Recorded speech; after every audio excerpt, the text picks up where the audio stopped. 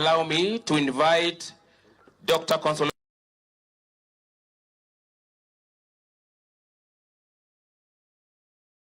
to take us through. Kindly let us observe time because time is not on our side. Apa.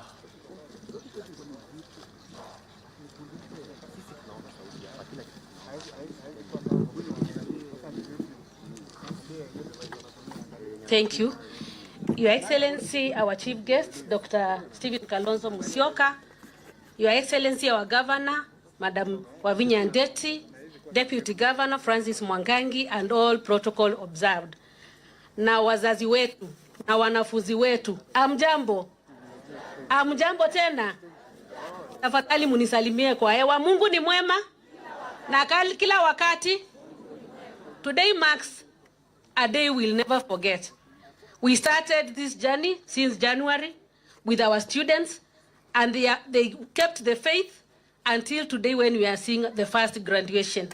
We want to thank God for having led us with the students all the way from January when they started in the formation center to this time when they have come to graduate and to finish a journey which started then. It is finishing the journey and starting a new one of empowerment. And I'm happy Our Excellency is going to empower them.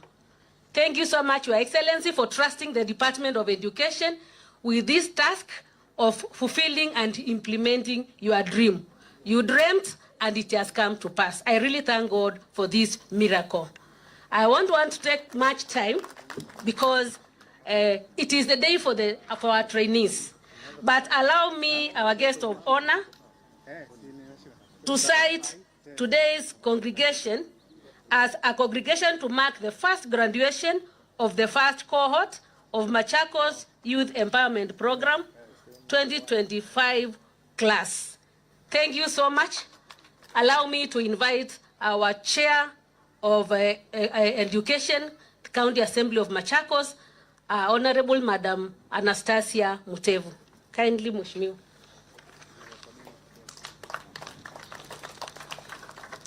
Thank you so much, Waziri.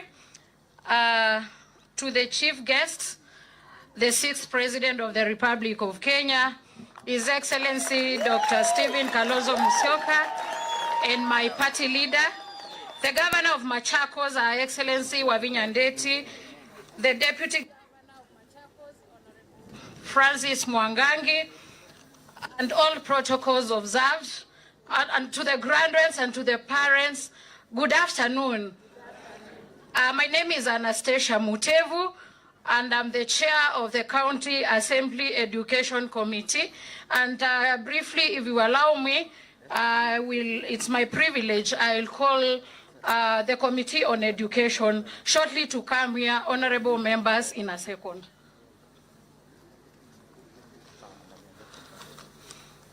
Kindly, we don't have time.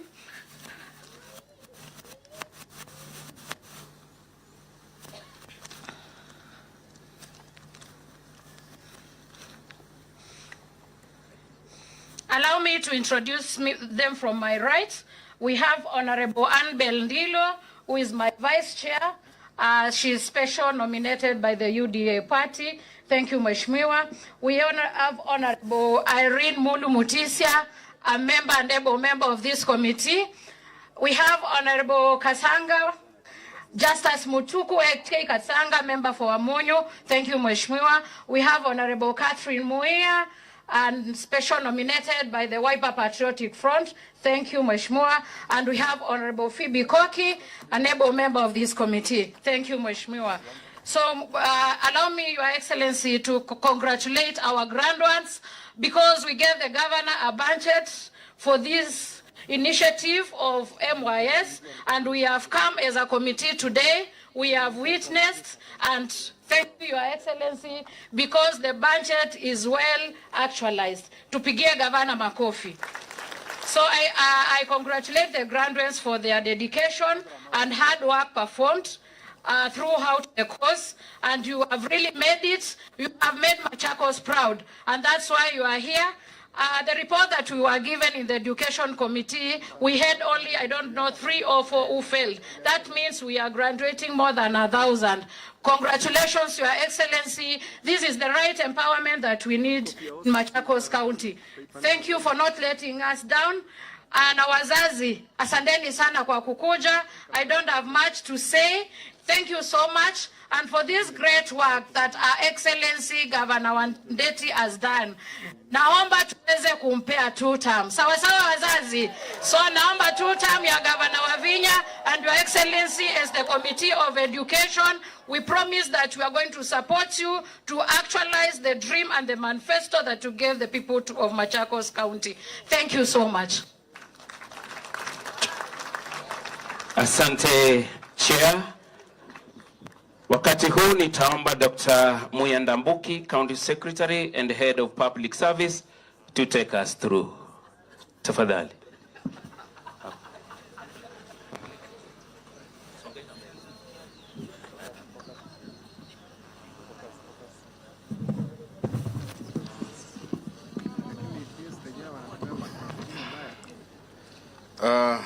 To our chief guest, His Excellency Dr. Stephen Kalonzo Nusyoka, Your Excellency the Governor of Machakos, Honorable Wavinya Ndeti, His Excellency the Deputy Governor, and in observance of all the protocols, our graduates, our parents, naomba niwasalimie.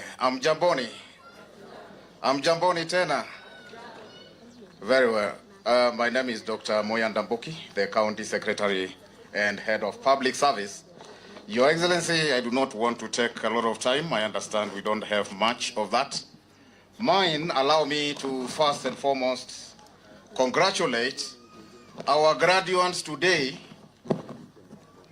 the young men and women we came here to celebrate on behalf of the County Public Service of Machakos. We congratulate you on this achievement. The gowns, the black gowns that you are wearing today, the black gowns that you look very smart in today, represent a renewal of spirit, a renewal of hope, a renewal of determination, a renewal of courage. What you are handed today are instruments for you to face the future with confidence and with courage. When you leave this ground, look at the horizon, stare at the horizon, and walk to that horizon. You are ready for that. You are now formatted. You are released to the world as instruments of transformation in your lives, to your families, to the society, to the nation, and to the greater humanity. Those are the people we are celebrating this afternoon, Your Excellency. Now, allow me to invite the leadership of the County Assembly of Machakos, led by the Deputy Speaker, the Leader of Majority, to kindly do the needful as far as the Assembly is concerned. Kindly, Deputy Speaker.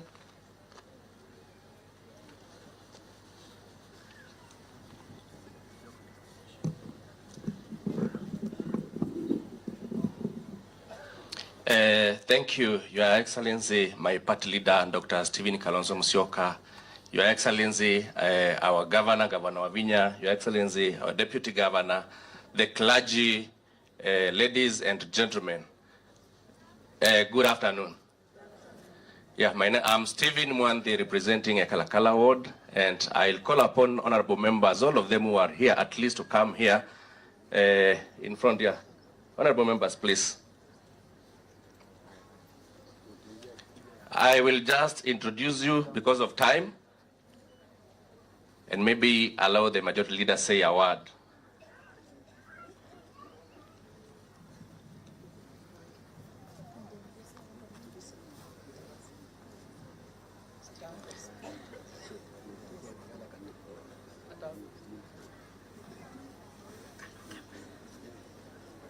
Yeah, as you can see, almost the entire assembly is here, Machakos County Assembly. And I'll start from the farthest end, there where we have Honorable Faria Abdi, number one, followed by Honorable Catherine Muia, also Wiper Party, Honorable Catherine Che, Wiper. We have Honorable Rosina Kanini Shambiki, Wiper Party. We have Honorable Masi Jagi, MCCP Party, Honorable Eleni Deti, Wiper Party, Honorable Justus Kasanga from Wamunyu Ward. We have Honorable Mary Ketuko, UDA Party, Honorable Phoebe Koki, MCCP, Honorable Penina Kisiangai, PTP Party, Honorable Annabel Ndilo, UDA Party. We have Honorable Frederick Kitetu, Ikombe Ward, Honorable Kaloi, Adriva Township. We have Honorable Dominic Ndabuki, Kadiani Central Ward. Then we have our Chair Education, Honorable Anastasia Mutev Wiper. Next is Honorable Irene Mulu, Wiper Party. We have Honorable Ruth Wajiro, CCU Party. Next is member for Kidimani Ward, yule mheshimiwa mwenye akulangi kwa mbunge ndiye huyu. Honorable Bulldozer ama Paul Moli. Next here is now the House leadership. And with your indulgence, Honorable Your Excellency, can I say a word so that I may not be fought from the other end? Please, just a word, Honorable Idiangoma. This is the Wiper leadership. Thank you. Kwa mwenene witu party leader na governor, nataka kuimbia tu one stanza. Ndukanoe kwikoseo we nanduke tukiona malea kuonoseo waku pene tuvi. Wow, thank you. That's enough, Honorable D. Wonderful. Thank you, Deputy Speaker. To our party leader, His Excellency Dr. Stephen Kalonzo Nusyoka, Her Excellency the Governor of Machakos, Honorable Wavinya Ndeti, and the Deputy Governor of the Machakos County, Mheshimiwa Francis Mwangangi, na wale wengine. Mimi sitasema mengi, changu ni kusema tuendelee kuunga mkono serikali ya Wavinya Ndeti na chama chetu.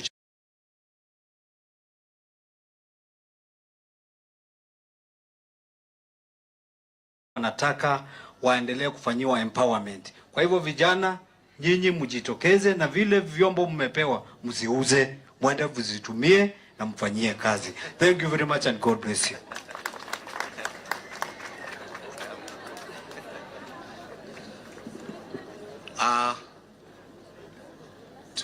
To the 6th President of Kenyan Republic, Dr. Stephen Kalonzo Nusyoka, the chief guest of this occasion, our very beloved motherly governor, Governor Wavinya Ndeti, and all the guests and the very important people, our students. I want to take the opportunity to say, mnakumbuka bunge tulikuwa na shida sana, mpaka tukapigana, mpaka hata damu ikamwagika, na mkaona kwa TV damu ya Lucky ikimwagika. Nataka kusema hao watoto ilikuwa one of the biggest projects. Wasimamishwe, governor aache kuwapatia pesa, governor aache kuwasomesha, na sisi na hao wabunge mmeona hapa tukasimama kidete, tukasema tutapigana mpaka neno la mwisho hao watoto waweze kusoma. Kwa hivyo langu ni kusema governor, ni asante sana kwa kuwa umetumia ile pesa tumepitisha pale bunge kusomesha hao watoto. Tunajua wengi wanangojea kupeana pesa, lakini wewe umepatia ajira. Wewe upeani samaki, wewe unapeana ndoano. Nyinyi watoto mnaenda kupewa ndoano mweze kwenda kuvua samaki. Let's make good use of that opportunity, ndio tuweze kueneza kesho yetu ikuwe ya maana. La mwisho tunasema, sababu tuko na president wa Kenya wa 6, mwenye tuko naye hapa. Our incoming president. Tunajua serikali yenye tuko nayo saa hizi iko na hata ministers, majina makubwa makubwa wenye wanajulikana wanaumiza maisha ya watoto. Kwa serikali yako tunajua kabisa hao watoto watakuwa safe, sababu ministers wenye watakuja watakuwa wanajali maisha ya watoto wetu. Asante sana na Mungu awabariki. Thank you very much. Your Excellency Dr. Stephen Kalonzo Musyoka, Your Excellency Honorable Wavinya Ndeti, Your Excellency Honorable Francis Mwangangi, the clergy, all protocols observed. My name is Nicholas Nusyoka Wangondi, MC Machakos Central Ward, and also leader of the majority party in the Assembly. I want to, first of all, thank God for this day. This is a great day for us all, especially even the Bible says the end of a thing or a journey is better than the beginning. Kwa hivyo wote ambao muna graduate leo, wazazi tupigieni wanafunzi wetu makofi. Wanafunzi ujipigieni makofi. Tunataka kusema sisi kama wabunge wa bunge la Machakos tunakubaliana na manifesto ya governor ya kufanya empowerment kwa vijana wetu. Part of empowerment ni kwamba kwanza kutafuta ama ku recognize kama katika job market kuna upungufu wa skills. And after you identify the skills, governor, tunakushukuru kwa sababu ulienda mbele ukafanya cohort ya kwanza ya MYS, na sasa matunda ya hiyo ndio hivi leo. It is not a joke. You will agree, all of us, that to train and reaching a point of graduating 1,000 students in one day, in one county, that is not a mean achievement. So asante sana Governor kwa yale umefanyia hawa wanafunzi. Jambo la pili, mimi nataka thank Committee ya Education katika bunge letu la Machakos kwa sababu mumeendelea kufanya kazi na department yetu ya education ili kuhakikisha ile budget tunapitisha inatumika kwa njia mzuri. Waziri wa elimu Dr. Consolata, asante sana kwa kuwezesha huu muradi na even the technical team ambayo unafanya kazi nayo. Hatutaisahau kuambia asante. Governor, nataka kukuhakikishia sisi kama bunge tutaendelea kusimama kidete na wewe. Oversight haifanywi na ngumi. Oversight kwa sababu Mungu ametupa akili ni kuitana, tunaketi kwa round table, tuna oversight governor, tunamkosoa mahali amekosa na ili tunafanya mambo sawa sawa. Wale wanangoja sisi tupigane na governor ama tukuja kufunga geti ya governor ili watupigie makofi tunafanya oversight, musahau na hiyo. Na nani wanakubaliana na sisi? Mboni ya ina kuoko? Mwenda tuike oversight ya kuikalande tukegwana. Mwenda tuike oversight ya kuikalande tukegwana. Mkono juu wenye wanasema tufanya hivyo. Asante sana wazazi. Ambao mumevuka pande ile nyingine, the graduates. The job market is there. I keep telling people one of the biggest gap in the job market is skilled labor. Ukienda hii town ya Machakos kutafuta plumber, mtu anaitwa plumber, utachoka sana. Hapa kuna maplumber? Kuna maplumber hapa? Asanteni sana. Ya mwisho, mimi kama wenzangu, mimi natambua uwepo wa rais wa 6 wa Jamhuri ya Kenya, Daktari Stephen Kalonzo Musyoka. Ni wangapi wanatambua uwepo wa Daktari Stephen Kalonzo Musyoka? Hebu tumpatie salamu wanapokuja kuketi chini. Tuomweze salamu hito. Tuomweze salamu hito. Asanteni. Ya mwisho, Your Excellency, as you sit down, you have promised to make education free in this country. So we are going to make sure that you are the next President of the Republic of Kenya, so that ukomboe education. Na kukomboa education ni ku make sure education kutoka nursery, primary, secondary na university is free. Asanteni sana na Mungu awabariki. Thank you. Dakika moja tunaambiwa dakika moja na mimi niko na ile la kusema. Your Excellency, this journey started with the budgetary. Wakati ulileta budget pale counter assembly ikiwa na pesa ya hawa wanafunzi, wengine walisema ni pesa inatakiwa kuibiwa. Ulingangana ukasema you have a dream, na dream yenye uko nayo ni kufunza wanafunzi, ni kutafuta watoto mahali wapo, watoto wa Machakos County ndio waweze kupata elimu na skills za kujisaidia. Wakati hao wanafunzi waliingia, ikaonekana wale naysayers wakaona wanafunzi wanaenda kusoma, walisema unafunza milisha.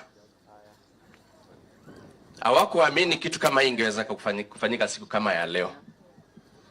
Sasa leo wamengangana, walijaribu waone ni vipi wataweza kuzuia hafla kama hii yenye tuko nayo siku ya leo. Na Your Excellency, ni kuambia, this is a personal confession. Tunaye graduate mmoja hapa, na kama ameingia naomba asimame, anaitwa Doreen Malive. She's a graduate. Uko wapi? Uko hapo Your Excellency, huyo mtoto wakati alimaliza elimu yake hapa ya skills, she's a cook. Alikuja kwa premises mahali akasema amesoma, sijui nimesomea anaweza pika. She didn't tell us exactly, or we did not ask her exactly where she was coming from. Ama amesomea wapi. Personally I thought alisoma tu kwa hizo shule za private. So tukampea kazi, akawa anafanya kazi pale kama intern. Baada ya kufanya kama intern tukamchukua tukamwabsorb kwa hiyo kazi. Your Excellency, jana ndio siku huyu mtoto alisema aliomba nafasi atoke kazi eti anaenda graduation. Tukamuuliza unaenda graduation ni wapi? Naenda graduation White House. Kufanya nini kwani ulisoma? Akatuambia yeye ni mtoto wa MYS. Today she is earning. Huyo mtoto today she is earning. At least tulimchukua bila vyeti, na amini leo sababu nimeangalia kwa program nimeona jina yake number 68 I think. Leo ataenda kuajiriwa na certificate yake yenye amepata hapa. So that is what we are calling empowerment, na tunaomba kazi kama hii Your Excellency iendelee, ndio watoto wetu tuweze kuwasaidia. As I finish, sisi hapa tunaye kiongozi wa nchi, kiongozi wetu ambaye Wakenya wote wameweza kukubali akuje kuongoza hii nchi, ndio tuweze kukua na ile real empowerment yenye inaonekana hapa. Na huyo mtoto, huyo mkubwa, huyo leader, kiongozi mwenye tuko naye hapa si mwingine ila tu is Excellency Dr. Stephen Kalonzo Musyoka. Na hapo hatubaduki, tutamsupport, tutamshika mkono kwa sababu Wakenya wamekubali ndio hii nchi tuweze kuibadilisha kutoka mahali hipo. Asanteni sana na Mungu awabariki. Thank you.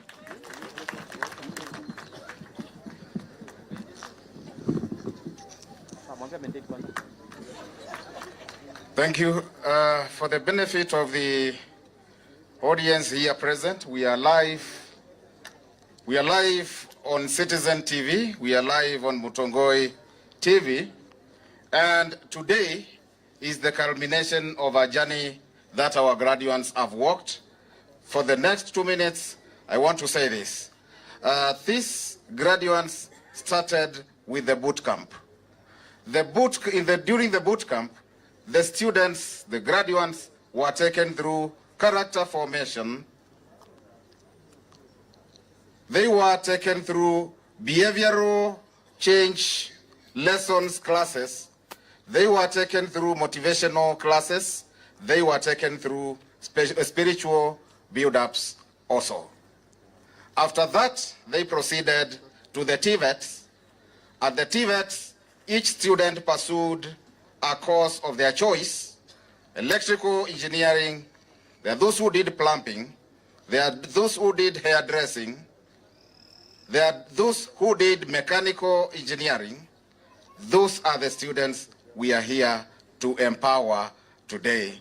Today, our graduates will leave this space with equipment that they can proceed and set businesses for themselves, make incomes for themselves going forward.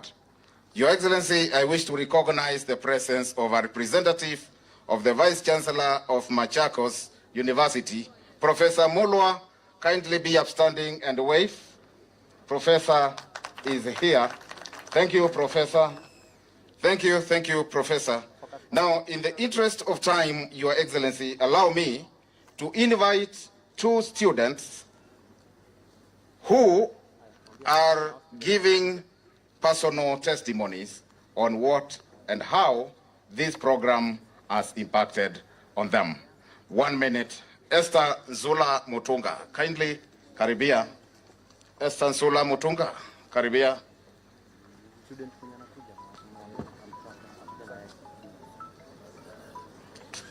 Brian Nyamai. Come forward.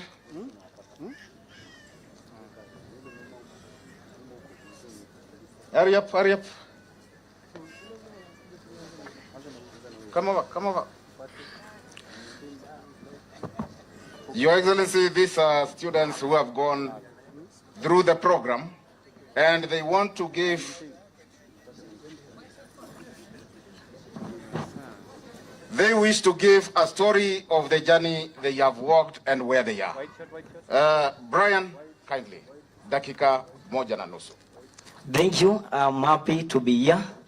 I want to take this opportunity to thank God and then to Your Excellency Stephen Kalonzo Musyoka, Your Excellency Honorable Wavina Ndeti, and say thank you. I'm happy. And it is why I'm using soothing Okin voice to say thank you, madam. What I can say is that sisi tulitoka mbali, tulikuwa huko mitaani tukihangaika, lakini madam Honorable Wavinande akasikia kilio chetu tukihangaika huko, tukaenda boot camp, tukamaliza, tukaenda shule, tukasoma, ndio maana sisi tuko hapa. Wengine wetu naona wakitaka kulia juu ya kusema asante kwa kutufanyia hivyo. Chenye naweza sema ni Honorable Wavina Ndeti ni mama mchapakazi. Mimi nilimba ile wimbo ya Sioka Bonge mama Wavina Ndeti. Thank you. I can say tano tena.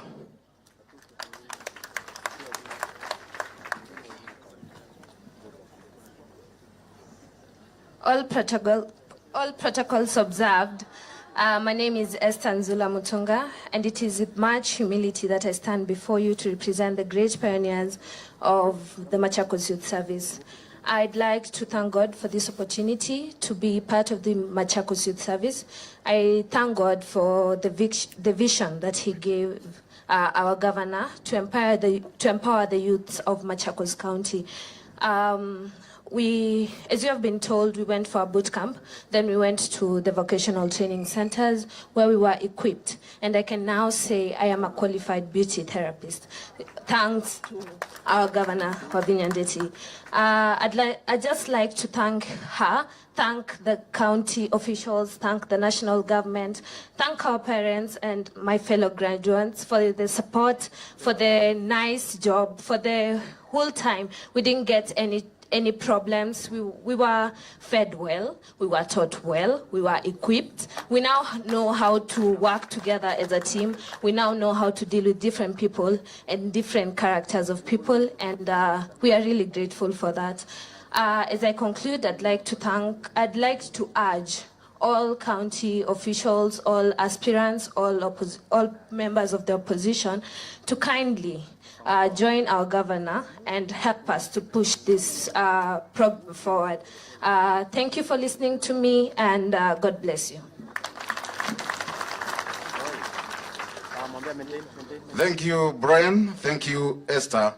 Those are the testimonies, Your Excellency. That is a story that cannot be forgotten. Those are words that will be forever embedded in our minds, Your Excellency. Now, Your Excellency, I also recognize the presence of the County Director of Education, Madam Esther Mwirigi. Kindly be upstanding and wave to us all. Asante sana, County Director of Education. At this point, Your Excellency, the Chief Guest, allow me to, in observance of protocol, invite our deputy, His Excellency Honorable Francis Mwangangi, to make his comments. Thereafter, invite Her Excellency the Governor, Your Excellency the Deputy Governor.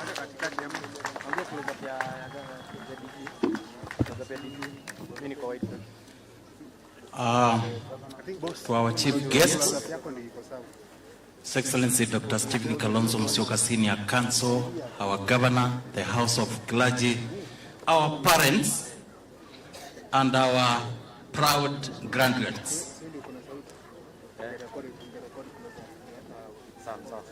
First, I want to thank God for today, because in His own wisdom, God created us, created this county, created all of us, and He knew today we'll converge here for this very important day.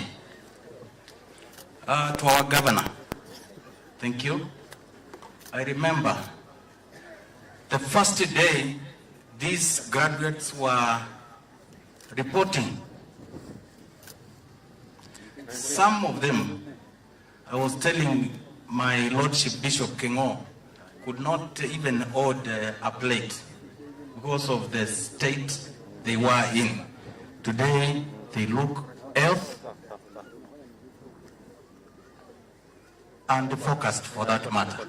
I pray to God you continue from where you are graduating today going forward.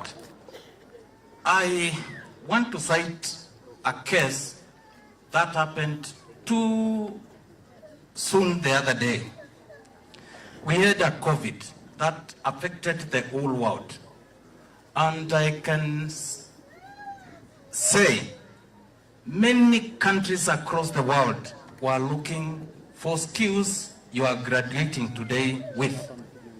Meaning, what the County of Machakos has done under the able leadership of our Governor, Madam Wavinya Ndeti, is not only feeding the sector, different sectors here in the county, here in the country, but you can also work anywhere and fix the problem. Be confident, and as our Bishop has said, be confident and forward-looking. May God bless you. And as wazazi wetu, asanteni sana. I want to say, today, Governor Wavinya, you have set the bar. I think if we had enough resources, and I'm saying this because it's very important. Today we are talking about equipping and empowering our youth. If we can do this across the Republic in all 47 counties, you can imagine that will be 47,000 youths being impacted. Your Excellency, my party leader, if we had resources as a county, most likely today we will be graduating around 5,000 to 10,000. And that means a lot to the economy of this county and even the region. But that is not the case. Why is it not the case? Today, we know the counties normally gets at least 15%. Those leading us at national level are very clever because they have ensured that that percentage has come down to less than 9%. Cleverly. Imagine if we are to move forward, let's strengthen devolution through resources.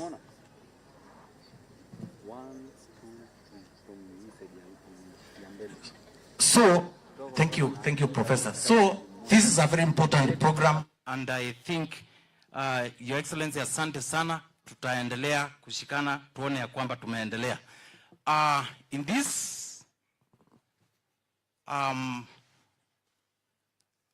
this juncture, allow me humbly to invite our Governor, Wavinya Ndeti, who has ensured the success of this program and who, I hope, we will continue doubling this program. Your Excellency, our Governor, please, karibu. 1, 2, 3, 4. Karibu Your Excellency, karibu. Asanteni sana to His Excellency Dr. Stephen Kalonzo Musyoka, the party leader of the Wiper Democratic Party, our Lordship Bishops present here, the clergy, my Deputy Governor, Francis Mwangangi, Director, all protocols observed. I would like to take this opportunity first to thank Almighty God for bringing my children this far.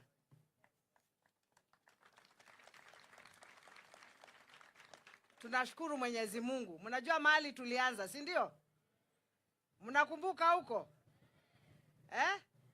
Mkafanya tease hata mkanishinda. I want to thank God for you and I want to thank the parents.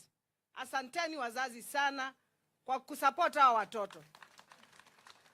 Walifanya mtihani wao, tulikuwa tunangojea certificate zao. They were being printed from London, that is NITA. They just came a week ago, ndio tumewaita leo wakuje kuchukua certificate zao.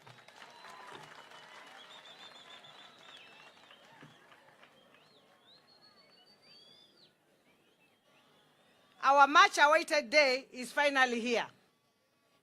A day full of joy, pride, and fulfillment.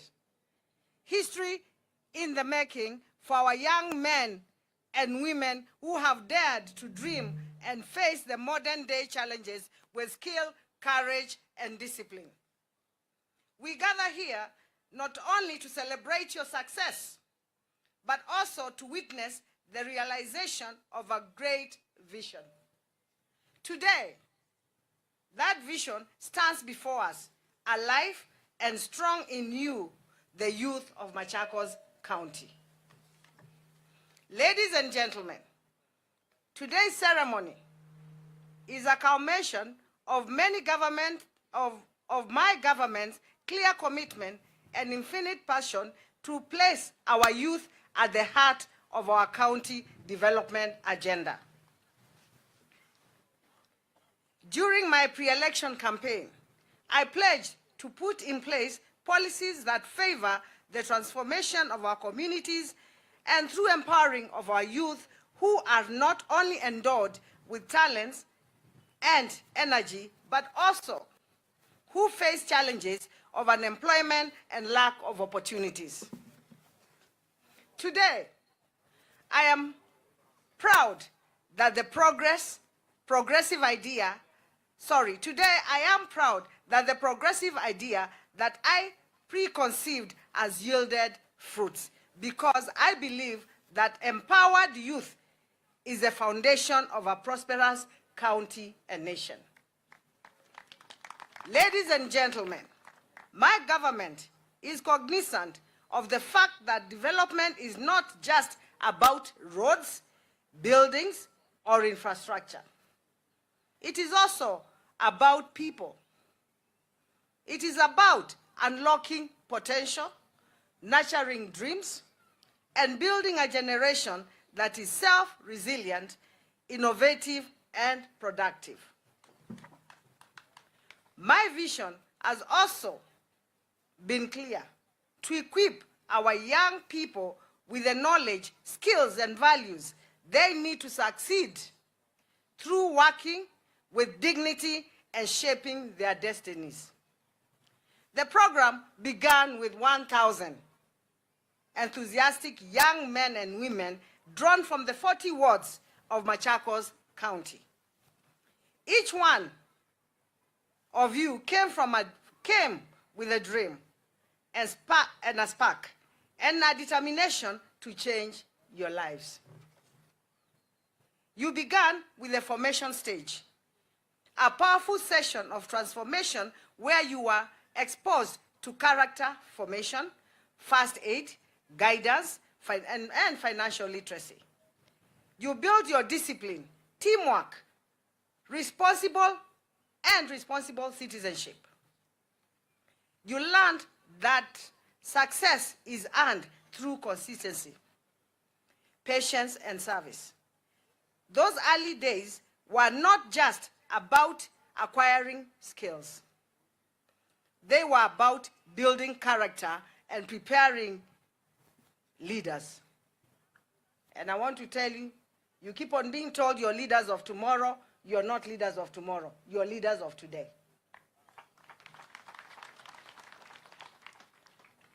After the formation stage, you advance into specialization training in fields such as welding, electrical, works, mechanics, plumbing,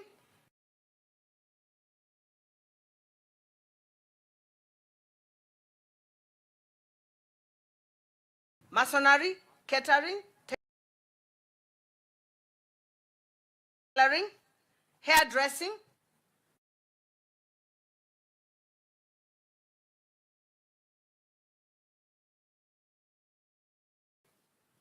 and event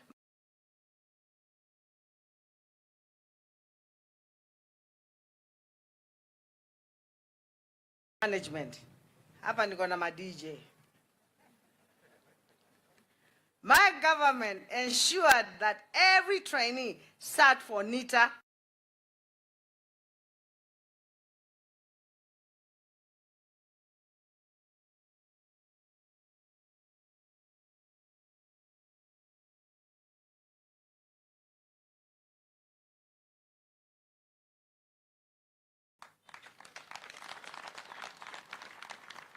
to the 30, and I cannot give up on you. This is not the end. It is just the beginning of another attempt.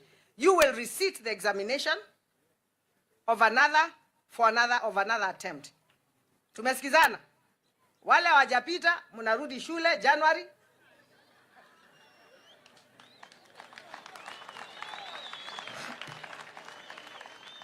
Na mnajua hapo sicheki na mtu. Si niko na majina yenu nyinyi wote. Munarudi shule, mujaribu tena, mshini wafuate bwana. I told you I'm the biggest mother you have. Hawa wengine wananisaidia. Wakivuka pande mimi ndio mama.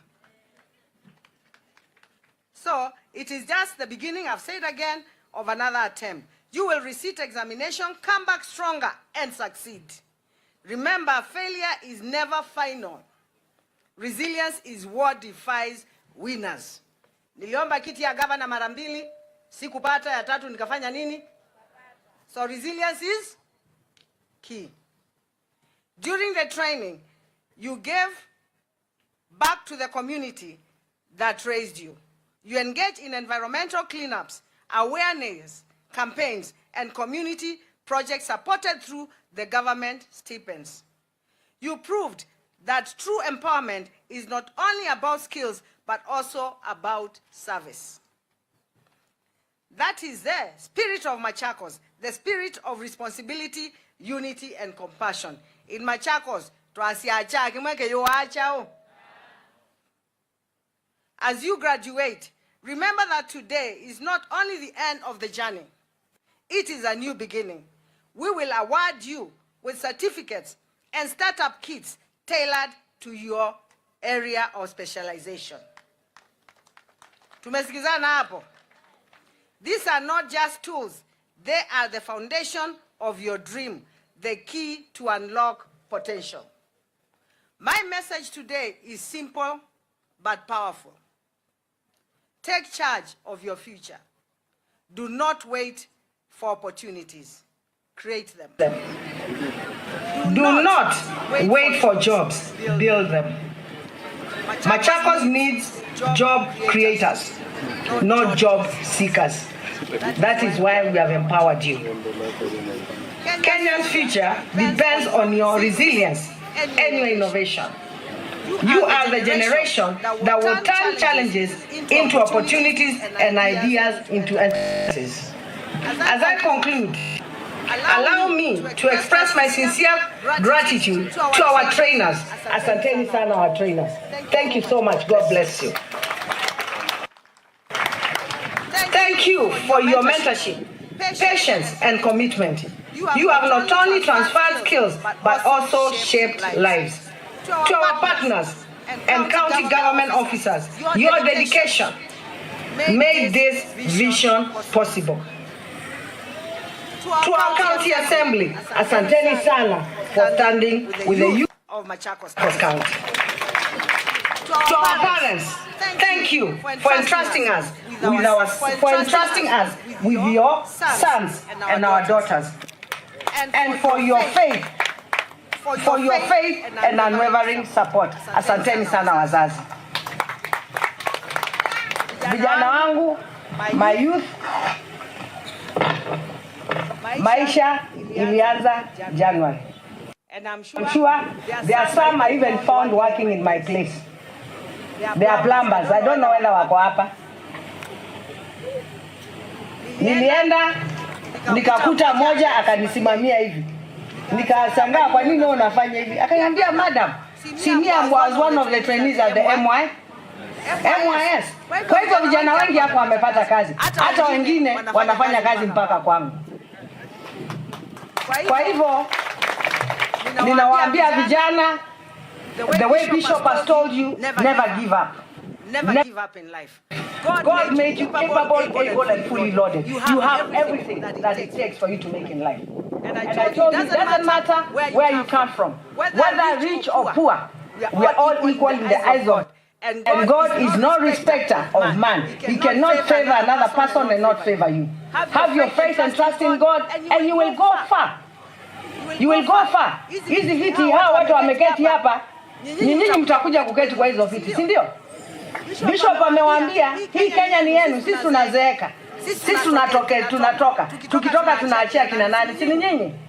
Kwa hivyo mimi ningependa kuchukua hii nafasi niwashukuru, niwaambie tena wale hawajapita mitihani, Mama is on you. I have all your names. January you're going back to school. Si hapo ni sawa? You're going back to school, tujaribu tena tupata certificate. Na wale wanakuja January we are taking 1,500 youth. 1,500 wataenda MYS, 1,200 wataenda 400 driving, 400 driving ya gari, 400 driving ya bodaboda, na 400 digital. As we speak now, vijana mnajua tunaendelea na football, si ndio? Ni wangapi wanacheza mpira? Mpira inaendeleaje? In Machakos, my youth are busy. Vijana Machakos wako busy, and that is the only way we can move forward to make sure that we engage our young people so that we can move together. Your Excellency Dr. Stephen Kalonzo Musyoka, asante sana kwa kuja. I am a Wiper governor, and this was part of our manifesto as Wiper as a Wiper tulitoka patriotic Wiper nini tukaenda Wiper patriotic front. Hii ilikuwa manifesto yetu kuhakikisha tumeangalia vijana, and I hope Your Excellency nimetimiza moja ya ile ilikuwa katikati yetu ya manifesto yetu ya chama cha Wiper, because tulisema lazima tuweke vijana kipaumbele. Lazima tuangalie vijana wetu na tuwasaidie. Kwa hivyo asante sana Your Excellency Dr. Stephen Kalonzo Musyoka. The future is bright, and I know by the grace of God you will get what we want. And that is the 6th President of the Republic of Kenya. Mimi ni gavana wa Wiper, na hapa ninafanya kazi kulingana na vile mkubwa wangu ameniambia nikae na vijana na nisaidie vijana. And I want to assure you, Your Excellency, I am a mother and a true mother, and I will take care of these children. Although saa ingine mama lazima akuwe mkali mtoto akienda kando kando, si ndio? Sio lazima mtaniachia nifanye kama mama. Unasema wale wanakubaliana, inueni mikono. Kwa hivyo asanteni sana. I would like to take this opportunity, mkitoka hapa kila mtu atatoka na vyombo vyake, aende akaanze kazi. Utatoka hapa na certificate yako.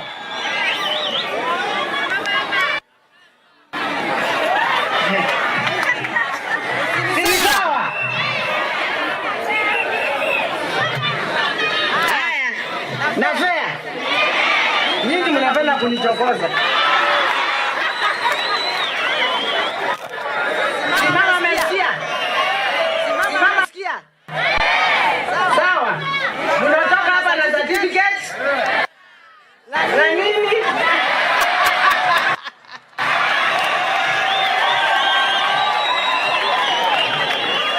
Asanteni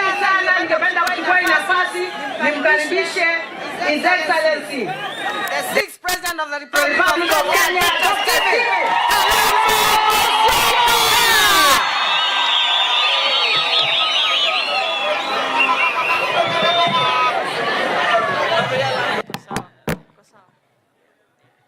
Thank you.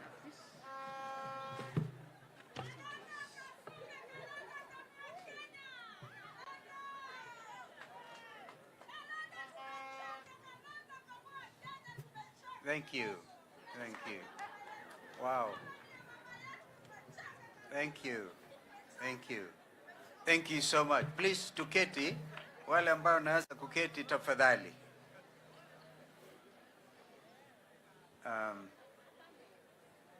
Mheshimiwa Gavana wa Machakos, Madam Wavinya Ndeti, distinguished leaders, Bishop Norman Kingo and the team, the clergy who were gracious to present these young Kenyans before God, wazazi wote, mabibi na mabwana, program facilitators. It is obviously a matter of good and great honor for me to stand before you today and to be able to celebrate not only your achievements, but also the success of one of Kenya's greatest transformations, devolution. Today's gathering is a living testimony of what can happen when devolution works, when counties invest in their people. This celebration, therefore, is bigger than the mere presentation of certificates. It is, I believe, a living testimony of what happens when devolution meets empowerment. I chose to make this written statement because this is the first such event, so it will go in history, because if I speak of the CAF, which I intend to do, I will juxtapose my remarks with some off-CAF remarks in order to bring this matter to where I believe it should be. Dear friends, the power of devolution lies in its ability to bring government, opportunity, and hope closer to the people. Before 2010, much of our country's progress was decided in Nairobi. When we promulgated the new Constitution of Kenya on August 27, 2010, key among its most definitive and deliberate pillars was devolution, ungatuzi. We were clear that we needed to address deep-rooted challenges that had persisted since our independence, including marginalization, inequality, and the over-centralization of power and resources in Nairobi. Thus, with devolution, every county, including our beloved Machakos County, was given the authority, a measure of resources, and the responsibility to shape its own future. I heard what Deputy Governor Francis Mwangangi said, and it is actually a matter of great shame, a matter which is not acceptable, that while the national government enjoys 85% of the total Kenyan budget, only 15 goes to counties, 15%. A lot of you, or some of you, remember that I was a co-chair to the famous, or is it now infamous, NADCO, National Dialogue Committee, and we even upped it to minimum 20%. But now Governor Francis Mwangangi is telling us it's gone down to 9%, completely, a complete reversal of what the people of Kenya intended to do through Ngatusi. Imagine if Governor Wavinya is operating within the 15%, by the way, is shared between the 47 counties. And the little that she gets, she's able to empower the youth that she's trying to do today. Imagine if we went up to national government, wapate 60%, na counties wapate 40%. In fact, in my view, we should make it 50-50, because all the stealing that is happening in Nairobi is because they have a lot of money to throw away. And yet, as I speak to you, our university lecturers have been on strike. This is a third month, and they cannot be paid the 7.9 billion. They want it paid quickly. I give a suggestion to William Ruto. You cannot keep our university lecturers in the streets. These are some of our best minds. But on the one hand, you're able to get your agents collect sometimes 6,000 to 10,000 people to State House, bribe them with 10,000 shillings each, mass bribery. Now, if you cumulatively took that into account, the amount you're spending on bribing Kenyans, that is enough to pay university lecturers and to get our university students to go back to school. This is just but the simple reality of the mismanagement this country is experiencing at the very top. Distinguished guests, across Kenya and Africa, I will go back a little bit. That's with devolution. Every county, including Machakos, was given the authority. Devolution, fellow Kenyans, is not just about building roads as markets, as Governor Vinya said, but it's also about building people. Infrastructure is important. Yes, those roads and those bridges and those dams, like the one what Kibaki and I had even passed through and got funding from the African Development Bank, the Thika Dam. We should have and really brought in a lot more water to go beyond Machakos and beyond Matu to get into Mwitasiano and get a lot of water out of it. But that is a matter that the 85% by the national government, even assisted by our development partners like African Development Bank, is still sitting there as a white elephant. Distinguished guests, across Africa, and Kenya of course included, we are seeing powerful examples of how youth empowerment is changing nations. In Kisumu, youth trained in green energy now run community solar projects. In Makueni, young people are processing mangoes into juice and exporting the same abroad. In Kajiado, just your neighbors to the north, to the east, youth groups are leading waste recycling enterprises, turning plastic into profit. Even across Africa, in Rwanda and in Ghana, youth empowerment programs are producing digital entrepreneurs, innovators, and agripreneurs who are transforming entire economies. And now, right here in Machakos, through this program, 1,000 young people were enrolled and taken into a rigorous 21-day boot camp, followed by technical training. These young men and women mastered new skills, gained confidence, and have discovered their potential. Ladies and gentlemen, if this is truly devolution in action within the framework of a very small budget. And it's government working hand in hand with communities to unlock opportunity of the grassroots. This is proof that when you empower the youth, you actually end up empowering an entire nation.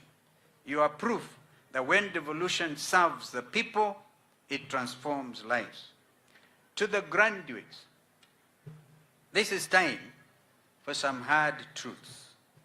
This empowerment comes with responsibility. On 20th June 2024, remember, 29-year-old Rex Kanyike Masai was shot. We buried him at Kamudanga. Was shot and killed during what should have been a peaceful protest for opposing the Finance Bill 2024. Justice for Rex became a slogan, the rallying call that is the moral urgency of our times. Rex emboldened our nation. His death galvanized all people across all sectors of our nation, fed up with the status quo, asking only for transparency, equality, and respect of the rule of law by those who hold the instruments of power. Rex asked for opportunity. His call was met with police bullets and batons.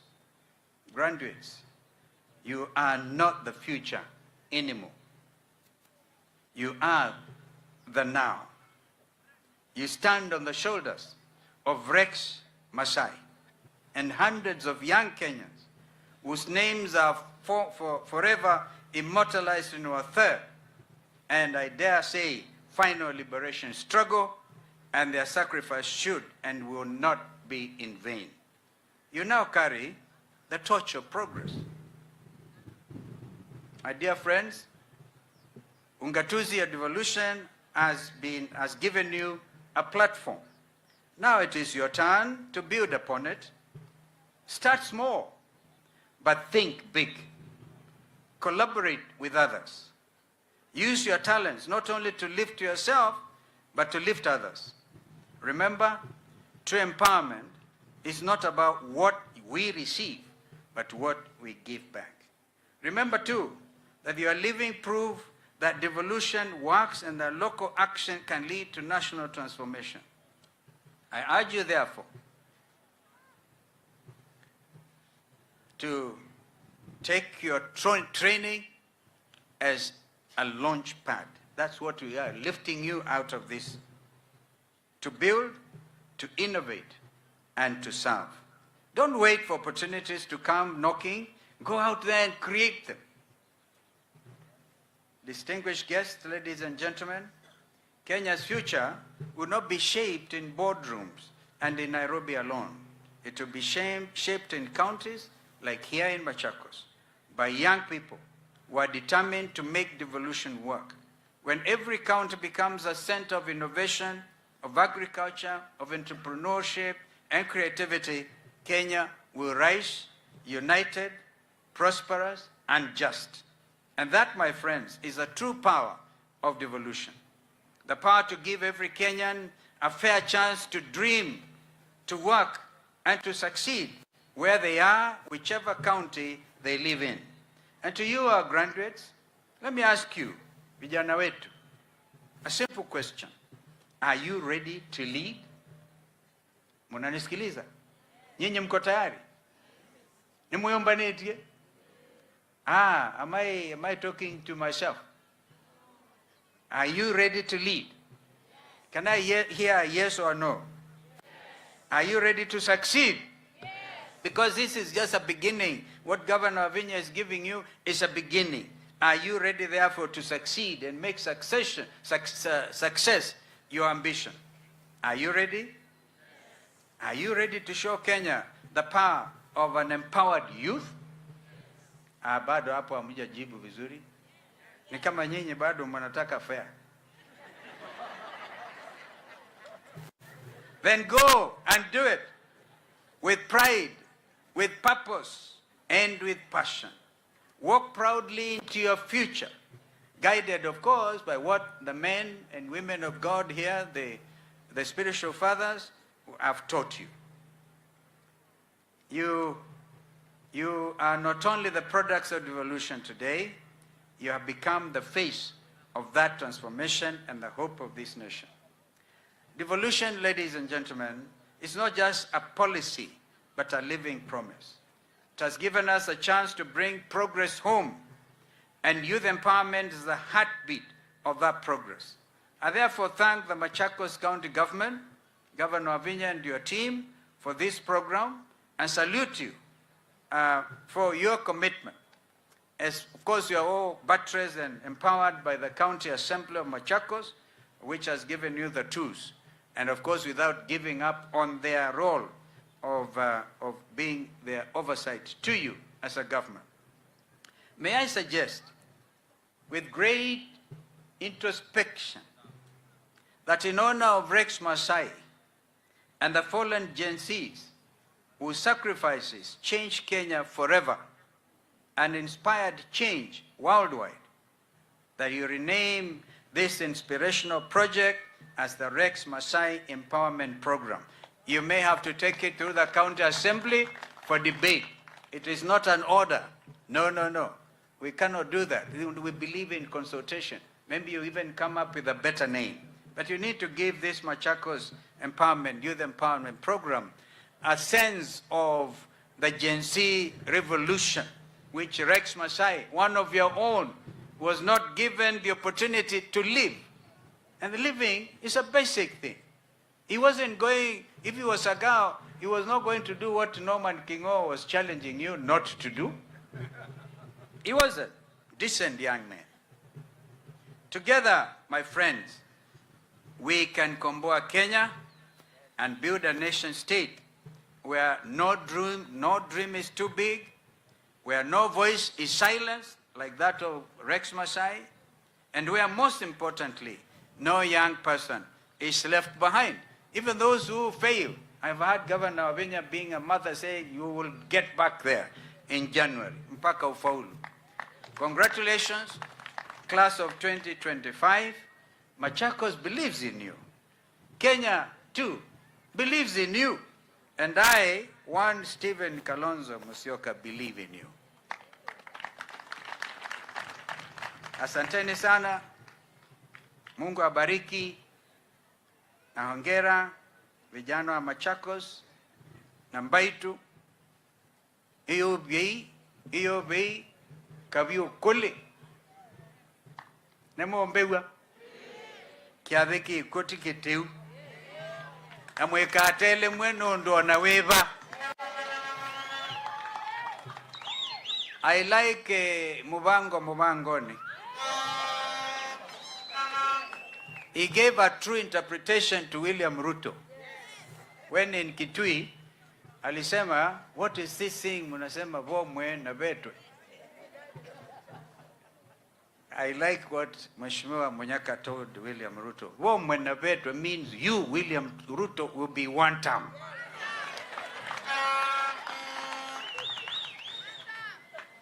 And where you wonder, maana ya Ngiangendu, it simply tells you this community, ya Wakamba, do not believe in corruption.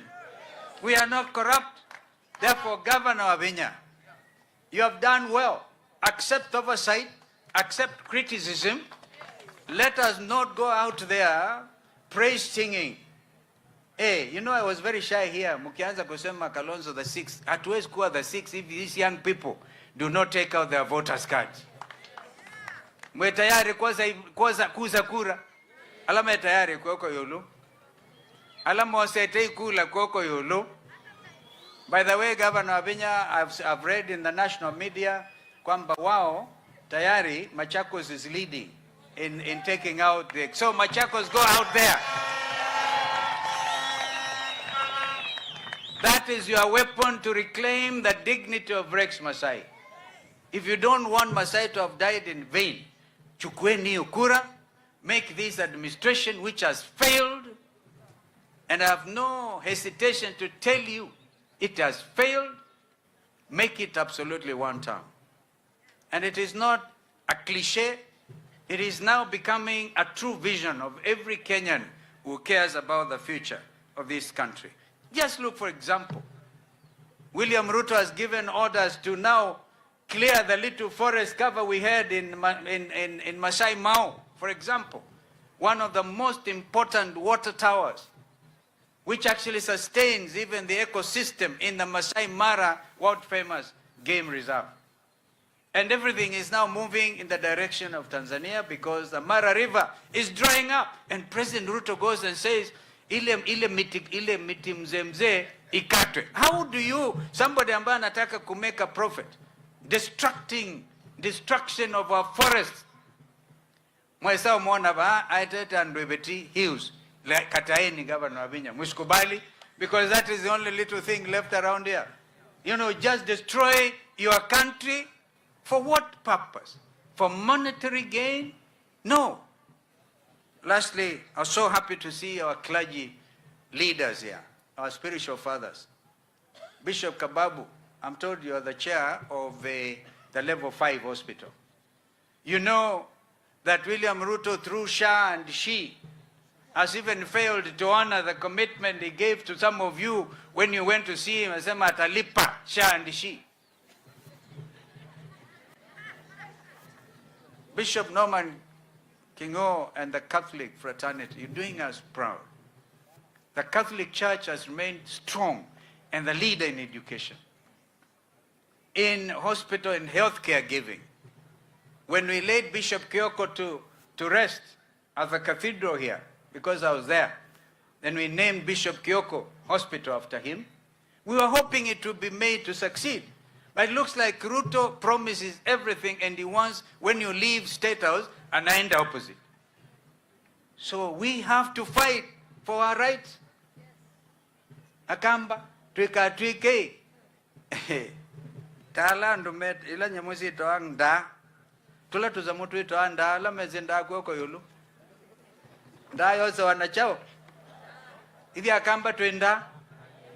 It is time to show. There is this time, and this is God's given time to make the change. And therefore, let us start with a clear message. I know we are next to Mumbuni North, Mheshimiwa Munyaka, niko kweli andumai tuko andaya Mumbuni North.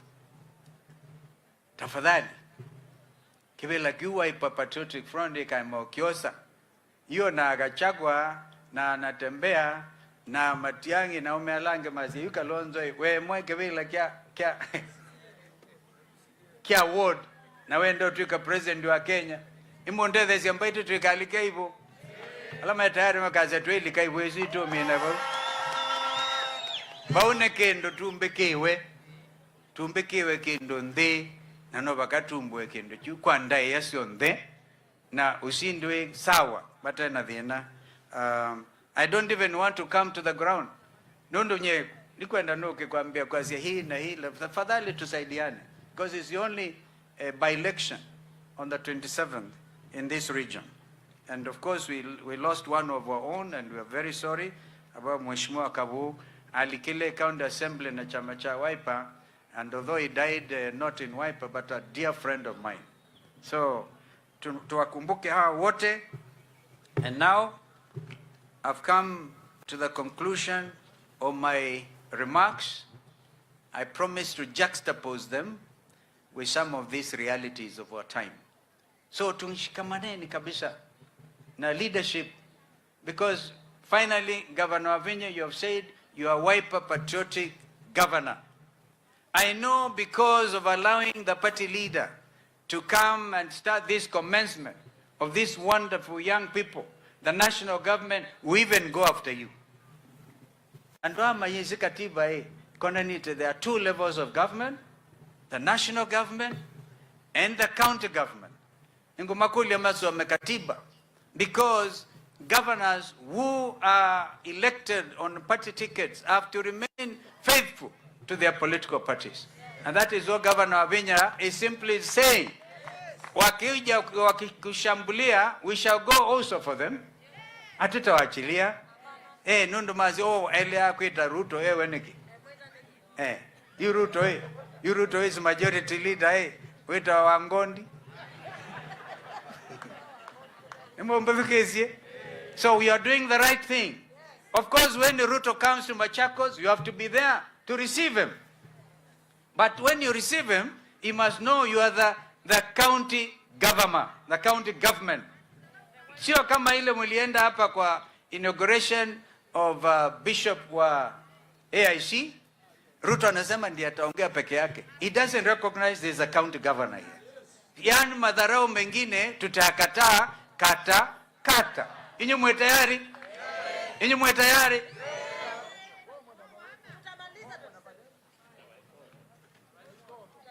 Awaikoto. Mwe.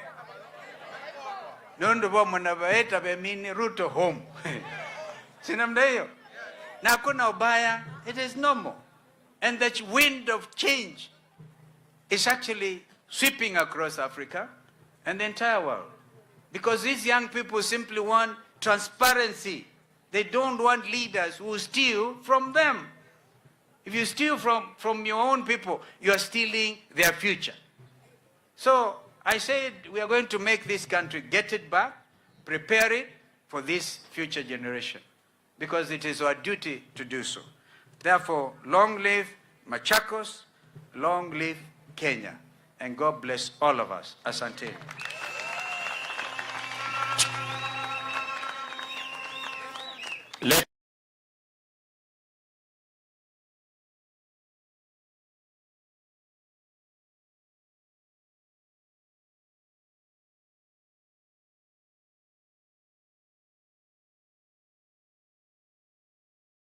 Invite Dr. Consolata Mutisia to take us through graduation ceremony in the shortest time possible, please.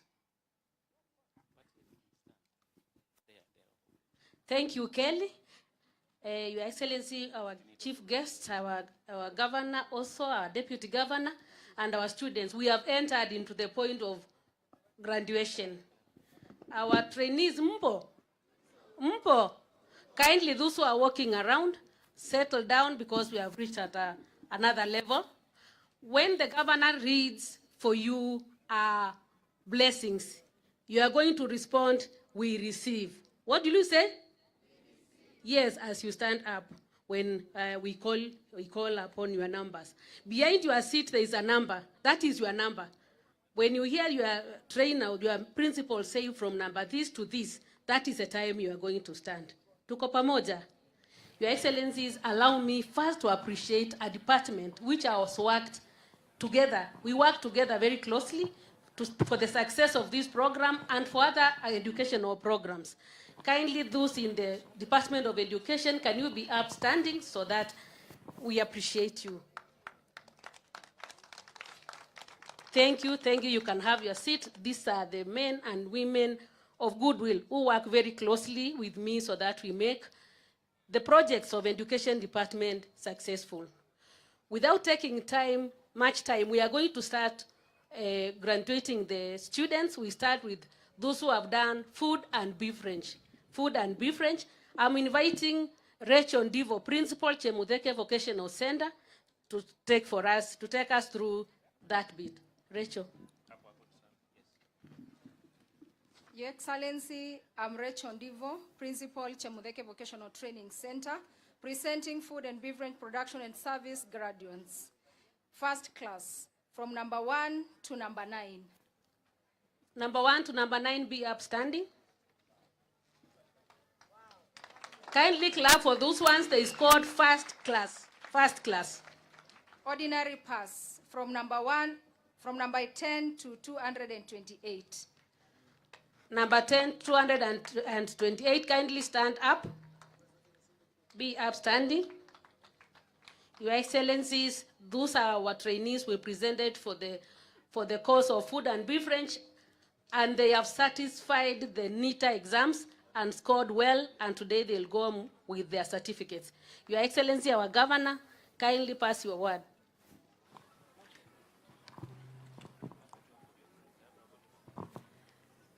By the authority vested in me as the governor of Machakos County, I now empower you to go apply your skill to lead the change in your county, country, and beyond. Congratulations, and God bless you all. What have you said? We have not heard you, please. Louder than that? Thank you. You can be seated. The second course is light vehicle mechanics. I'm inviting Leon Ogola, Principal, Massive Vocational Training Center. Excellency, I'm Leon Ogola, Principal, Massive Vocational Training Center. I'm presenting light vehicle mechanics graduates. First class, number 229 to 240. Wow. Can you be upstanding?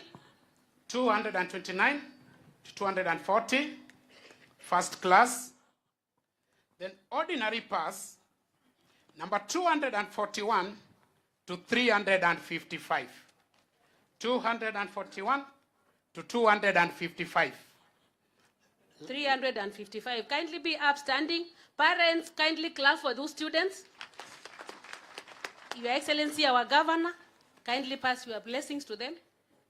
By the authority vested in me as the governor of Machakos County, I now empower you to go apply your skill to lead change in the county, country, and beyond. Congratulations, and God bless you all. Louder than that? Thank you. You can be seated. The next course is plumbing, and I'm inviting Mr. Simon Ireri, Principal, Mitaboni Vocational Center, to take us through. Your Excellency, I'm Ireri Simon, Principal, Mitamboni Vocational Training Center. I hereby present graduates in plumbing and pipe fitting department. First class, number 356 to number 413. Kindly stand up. Ordinary pass, number 414 to number 543. Thank you. That class had the majority of first class. Kindly parents clap for those ones.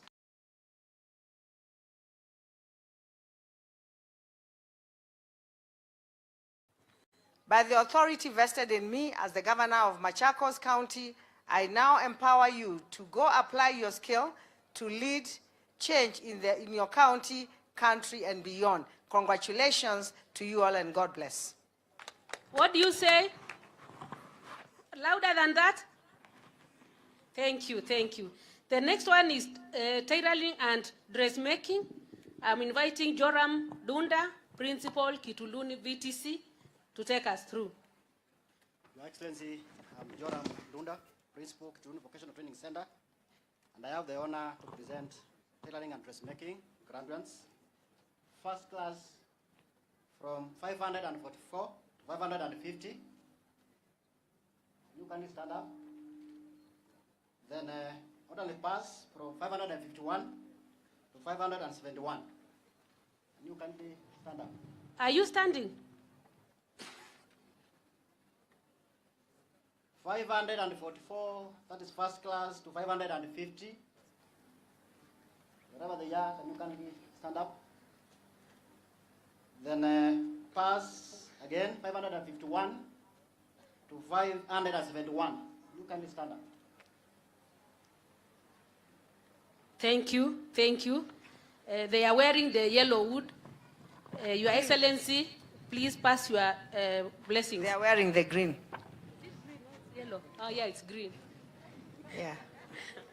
By the authority vested in me as the governor of Machakos County, I now empower you to apply your skill to lead change in the county, in your county, country, and beyond. Congratulations, you all, and God bless. What do you say? Thank you. The next one is hairdressing. I'll invite Joram Dunda, Kituluni VTC Principal, to take us through. Again, I have the honor to present hairdressing graduates. First class from 572 to 592. Then honor pass from 593 to 661. You can stand up wherever you are. Are they standing? Awaski. I'll repeat again. First class from 572 to 592. Then pass 593 to 661. You can stand up. Hairdressing. Hairdressing 572 to 661. Your Excellency, I invite you to give your blessings. By the authority vested in me as the governor of Machakos County, I now empower you to apply your skill to lead change in your county, your country, and beyond. Congratulations, and God bless you. What do you say? Louder? Thank you. The next one is beauty therapy. I'm also inviting the Joram Dunda, VTC Kituluni Principal, to present. Your Excellency, again, I have the honor to present beauty therapy.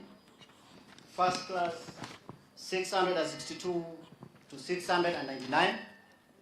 Then pass, 700 to 780. Can you please stand up, wherever you are? Parents, clap for those ones also. Kindly clap for them. Your Excellency, our Governor, please pass your blessings. By the authority vested in me as the Governor of Machakos County, I now empower you to apply your skill to lead change in your county, country, and beyond. Congratulations, and God bless. What do you say? Louder? Thank you. The next one, Your Excellency, is electrician wireman. I'm inviting Mr. Duncan Chalo, Principal, Matu VTC. Your Excellency, I'm Duncan Chalo Munyao, Matu Vocational Training Center, presenting electrical wireman. First class, 781 to 789. Pass. Kindly be upstanding. First class. First class, you can stand up. Electrical wireman. Yes, they are standing. Pass, 790 to 913. Be upstanding. Parents, kindly clap for our pupils, our students. Your Excellency, our Governor, I invite you to pass your blessings. By the authority vested in me as the Governor of Machakos County, I now empower you to apply your skill to lead change in your county, country, and beyond. Congratulations, and God bless you all. What do you say? Louder than that? Thank you. The next one is welding. Welding, I'm still inviting Mr. Duncan Chalo, Principal, Matu Vocational Training Center, to present. Thank you. Welding students, you can stand. 914 to 915. First class, only 2 students. You can stand up. Wow. Congratulations. Thank you, and one of them is a girl. Pass, 916 to 928.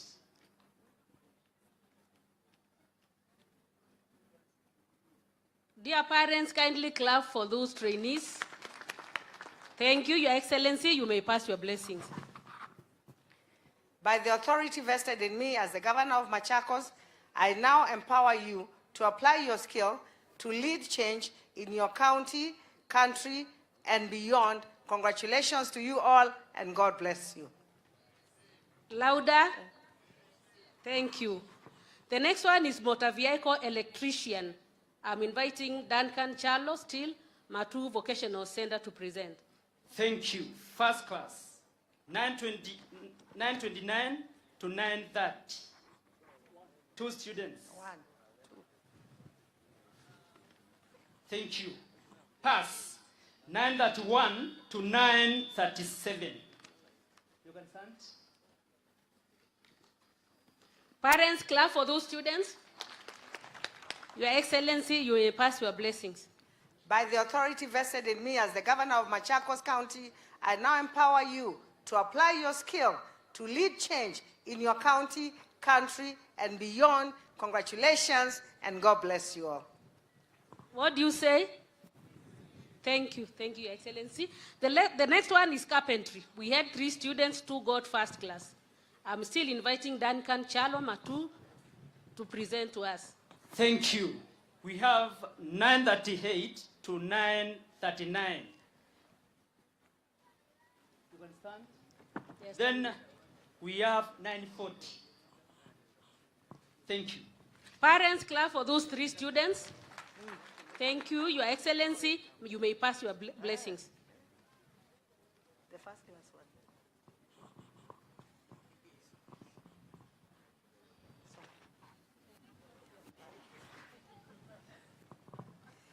By the authority vested in me as the Governor of Machakos County, I now empower you to apply your skill to lead change in your county, country, and beyond. Congratulations to you all. God bless you. What do you say? Thank you so much. The next one, Your Excellency, is masonry. Masonry, Duncan Chalo, Matu Vocational, kindly present. Thank you. Masonry, we have 941, first class, one student. Wow. Congratulations. Clap for Sebastian Donye Kioko. Pass, we have 942 to 948. 942 to 948. Thank you, Your Excellency. You may pass your word. By the authority vested in me as the governor of Machakos County, I now empower you to apply your skill to lead change in your county, country, and beyond. Congratulations, and God bless you all. Thank you. What do you say? Thank you. Last but not the least, we have DJing and event management. I still invite Duncan Chalo, Matu Vocational, to take us through. Thank you. First class, 949 to 955. You can stand.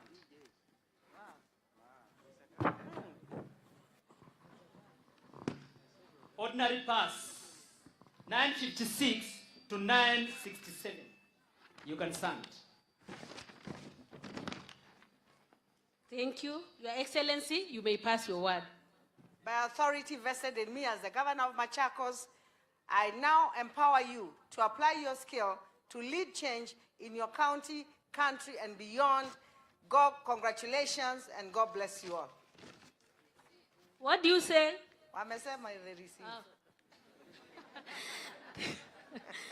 Thank you, Your Excellency.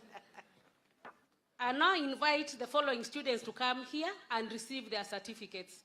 Light vehicle mechanic, we have Dennis Mutisia Albanis Zioki.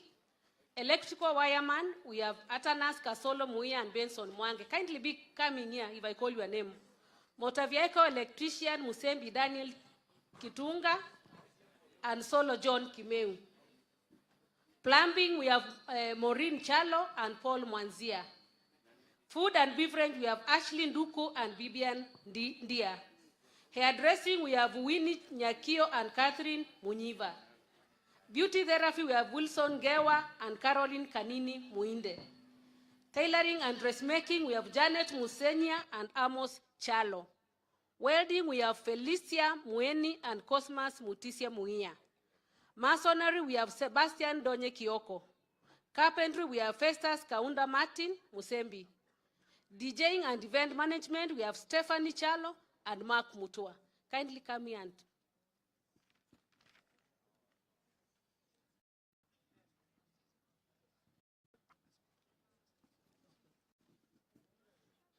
Your Excellencies, our guest of honor and our Excellency the Governor, these are some of our first class orders.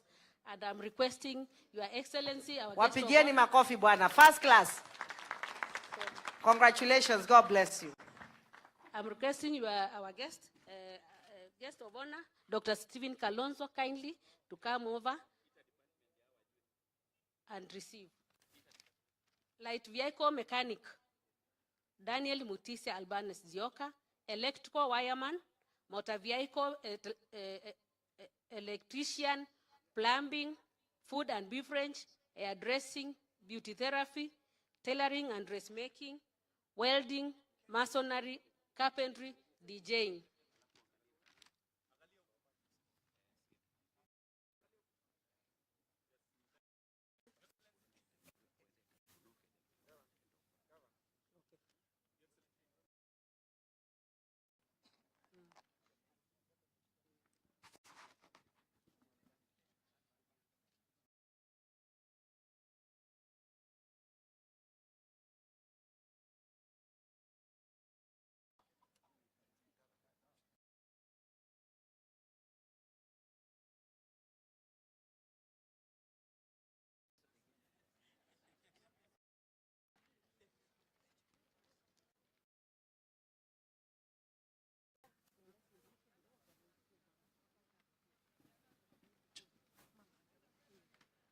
Next is Albanis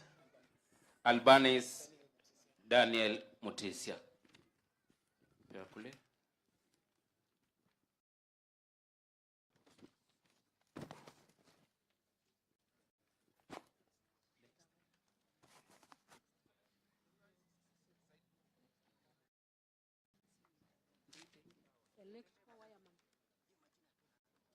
Chairman.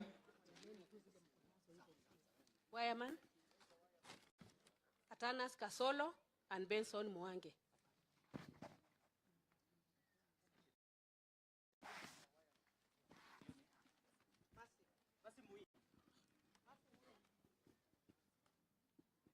Mercy Muia.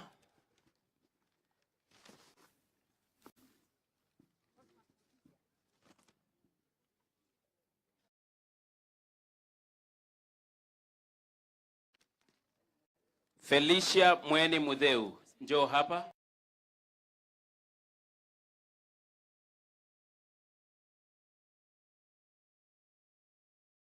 Musembi Daniel Kidhunga. Solo John Kimeu. Solo John Kimeu.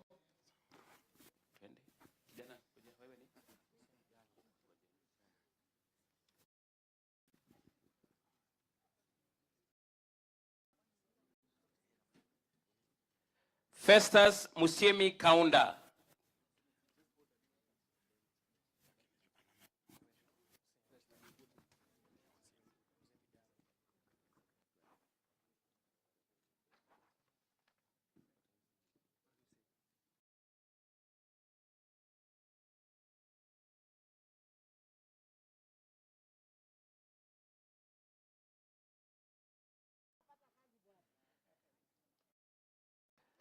Musembi Daniel Kidhunga.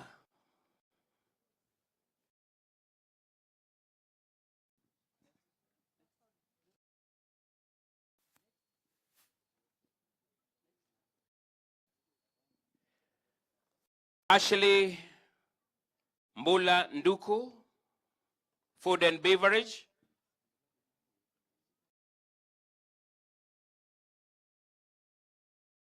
Bibian Mbaika Ndia, Food and Beverage Production, First Class.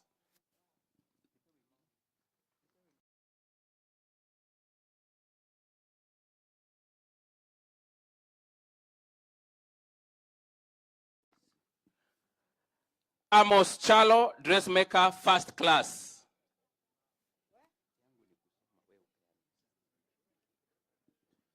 Mutinda Hope Mweni, Beauty Therapy, First Class.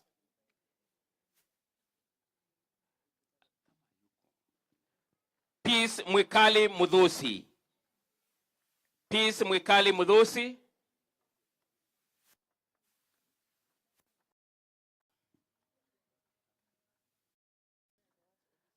Anna Mweni Mwasia, Dressmaker, First Class.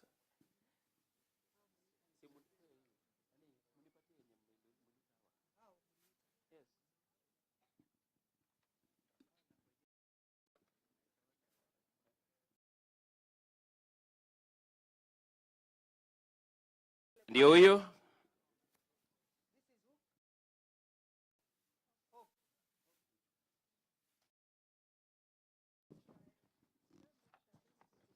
Where's the one for Hope?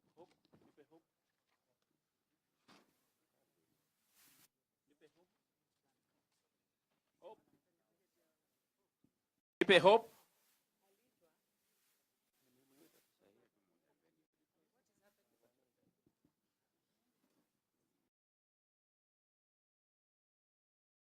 Ha? Where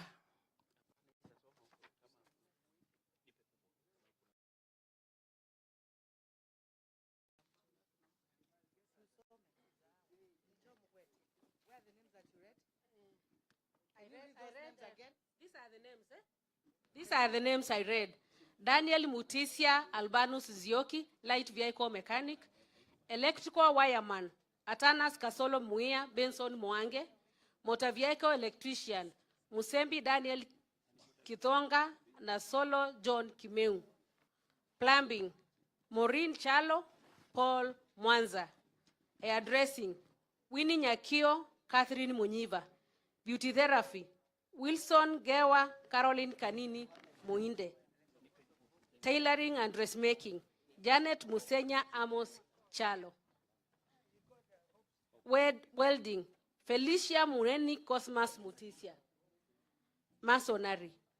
Sebastian Donye Kioko, Carpentry, Festus Kaunda and Martin Musembi.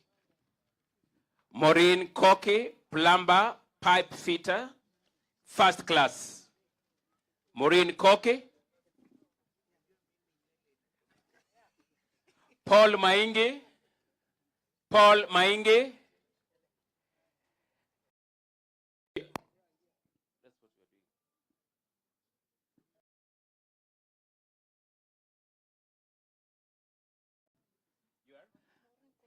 Maureen Koke.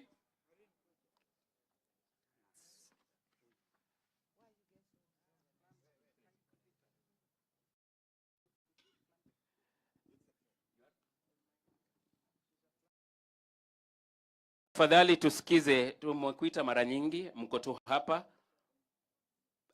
Atanas Kasolo Muya.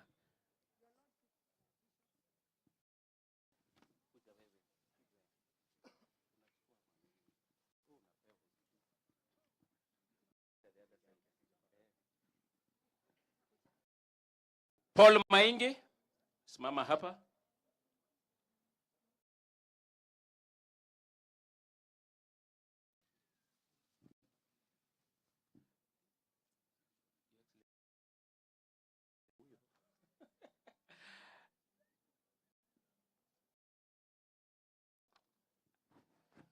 Paul Mainge. Masi Muia, electrical wireman, first class.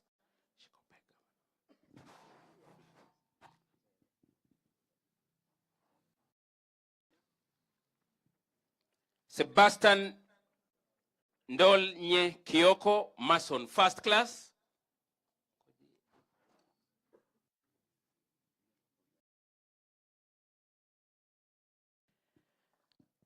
Faith Mune Nzomo, light vehicle mechanics, first class.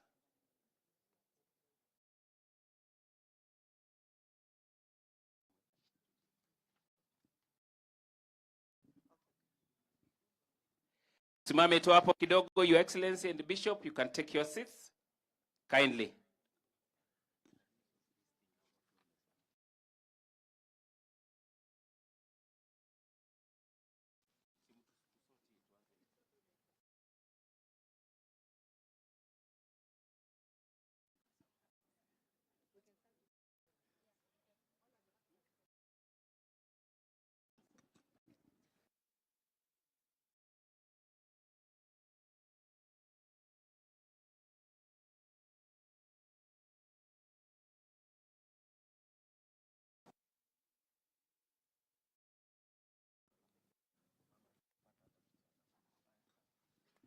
Aya, can we sort certificates hawa, tutarudi wakisimama tu hapo, tupeane empowerment.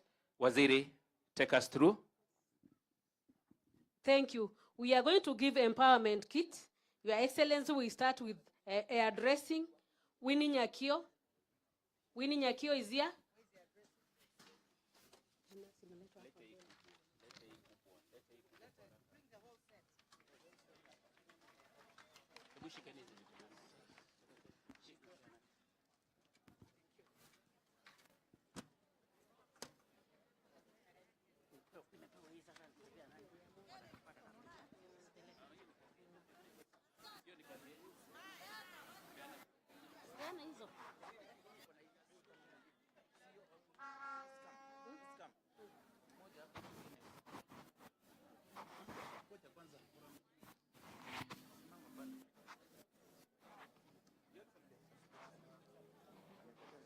Yes, amepokea certificate.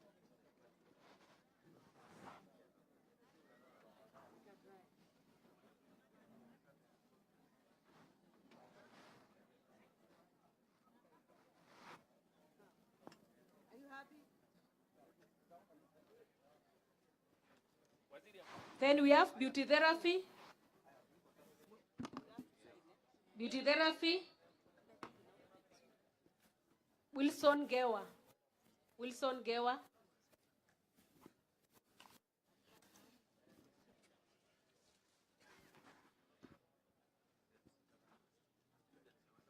Bring it.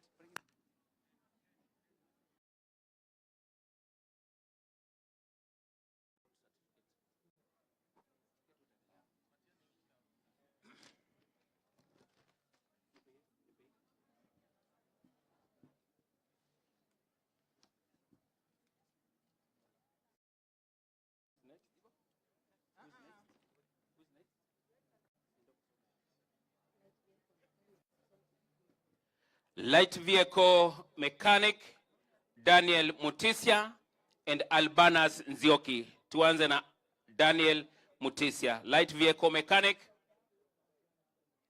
Light vehicle mechanic. Ukitoka hapo tutaenda kwa electrical wireman Atanas Nzol Kasolo Mwia and Benson Mwange. Lakini kwanza ni light vehicle mechanic Daniel Mutisia amepewa Albanas Nzioki.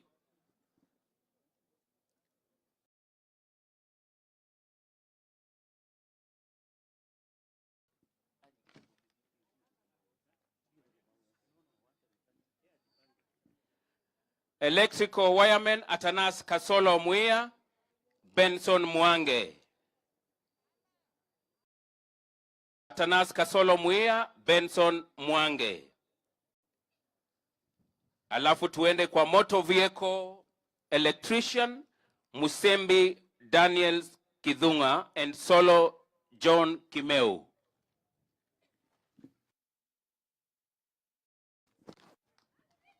Makofi mazuri.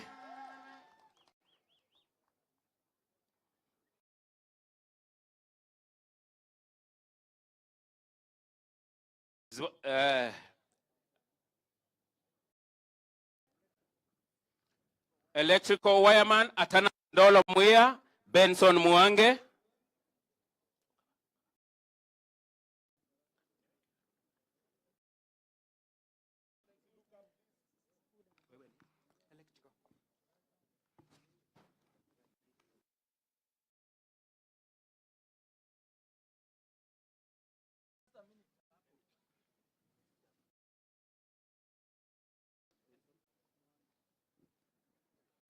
Hiyo ni picha ya kwanza. Naomba Benson Mwange akabidhiwe zake with the same format kindly. Benson nenda upande ule. Benson apewe bidhaa zake. Motor vehicle electrician Musembi Daniel Kidhunga, uko wapi? Solo John Kimeu, msimame mahali niko. Motor vehicle electrician Musembi Daniel, awe tu tayari hapa. Motor vehicle Musembi Daniel, niko na wao hapa, wapewe.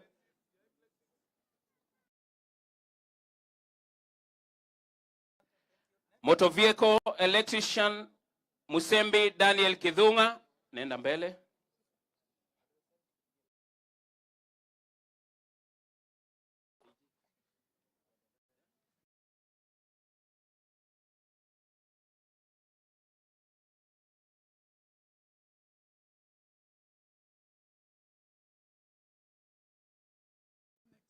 Aha.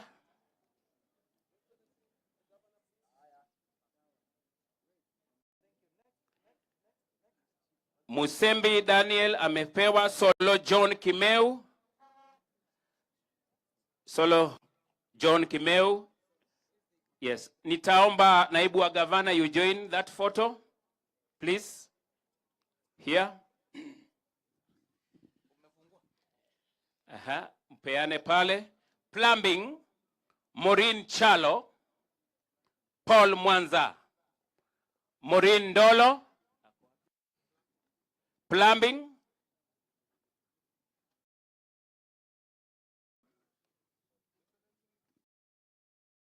Plumbing.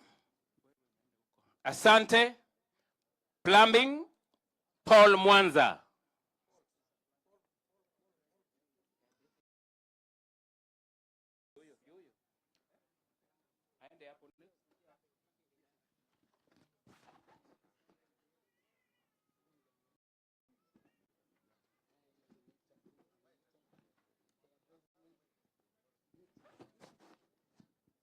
Beauty therapy, Wilson Ngewa, Caroline Kanini Muinde.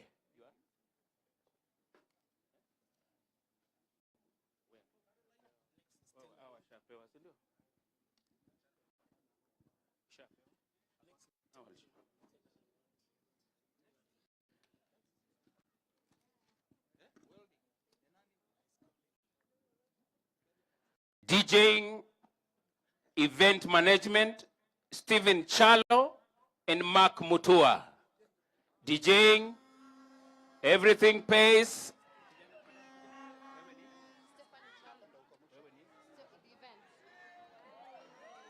Aya, tutulie kidogo kwanza. Tutulie kidogo.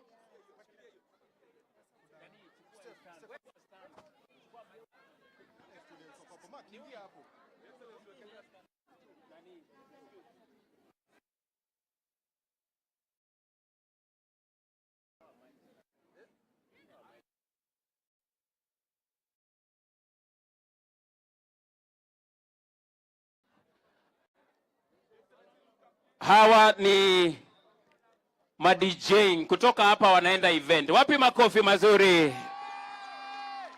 Asante. Your Excellency, with the same breath, their certificates are here. Waweke hapo chini. DG, wacha tusome kwanza one by one. Stephanie Chalo, a lady DJ. Makofi mazuri. Atuangalie. Songe mbele kidogo. Mark Mutua, DJ. Mark Mutua. Mark the DJ.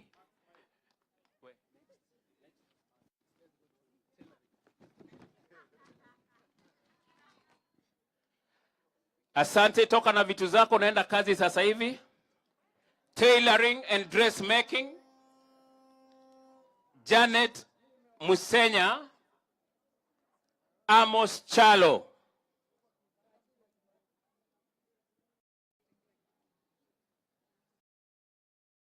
Tailoring and dressmaking. Pole pole tu.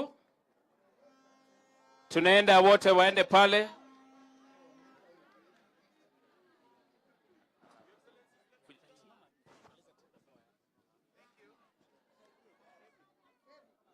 Tumsaidie pale. The next is Amos Chalo. Na yubundi. Aha. Na yubundi. Tuende pale upewe cherehani.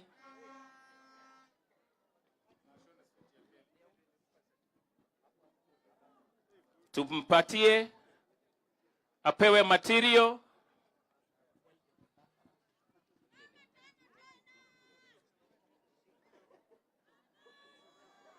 Asante sana. Your Excellencies, allow me to invite the welding department, Felicia Mueni and Cosmas Mutisia Muia. Tuanze na Felicia. Hiyo ni welding. Ndio huyo madam. One at a time.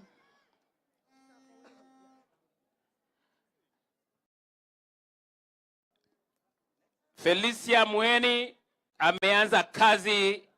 Hii si ya kuchomelea, ni welding. Kuna tofauti. Chomelea ni vibuyu. Wapi makofi mazuri? Cosmas Mutisia Muia. Cosmas Mutisia ni welding bado? Welding. Welding.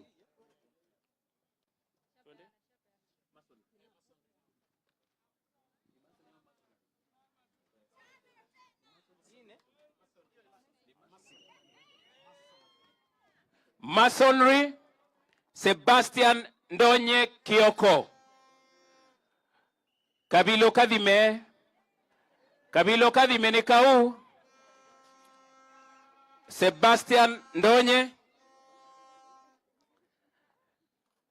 Wapi makofi mazuri kwa kijana huyu, amekuwa fundi.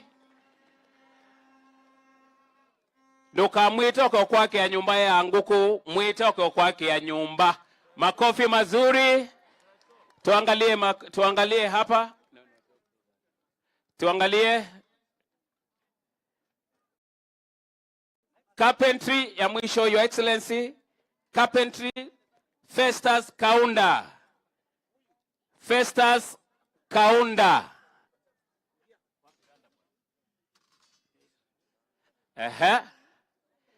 Huyo ni fundi wa mbao. Ni Pigeranda. Pigeranda wewe ndio huyo. Huyo ni fundi wa mbao. Kijana smile Swear. Martin Musembi. Next is Martin Musembi. Martin Musembi. Ako wapi? Carpentry. Carpentry.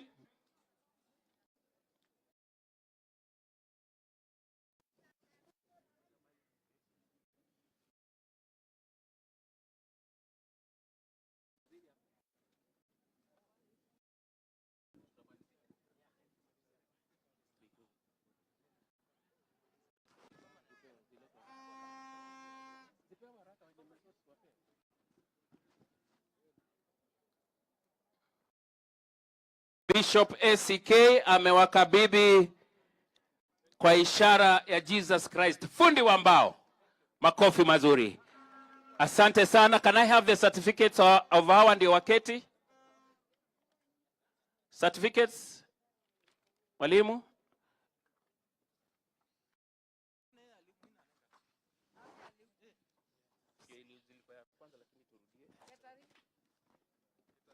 Food and beverage ndio tulianza nayo. Ashley Nduko and Bibian Ndia. Food and beverage, Ashley Nduko. Ashley Nduko.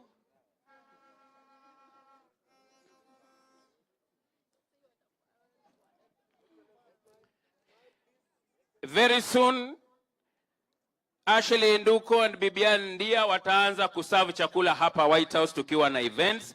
Kwa hivyo mutie bidii. Sawa sawa? Bibian Ndia. Bibiana kwa wapi apewe zake?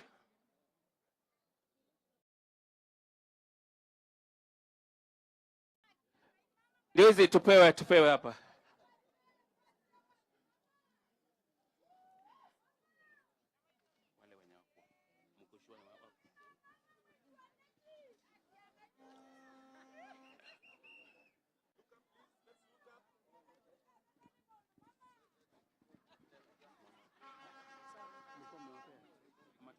Wale wameshapewa wameenda, hawa ni wenye wako wamepewa. Mtinda unaleta enda kabisa Mtinda. Unafanya nini hapo? Mbona mnapeana hapa kama ushaitwa rudi?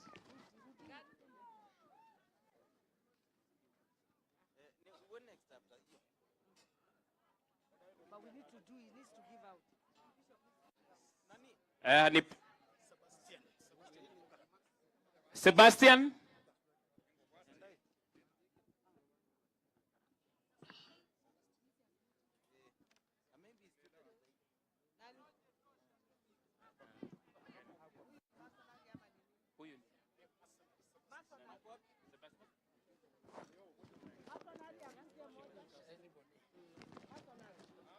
Sebastian Ndonye Kioko.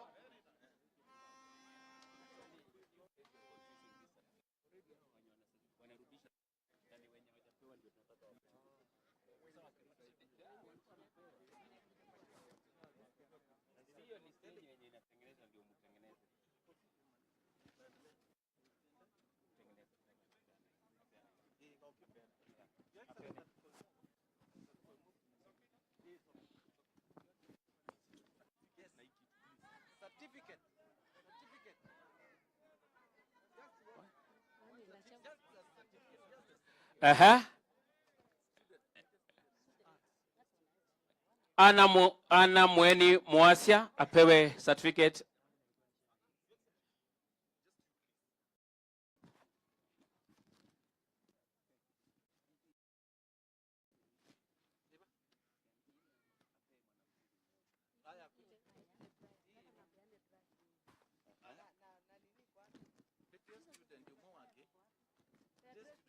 Winnie Nyakio. Winnie Nyakio.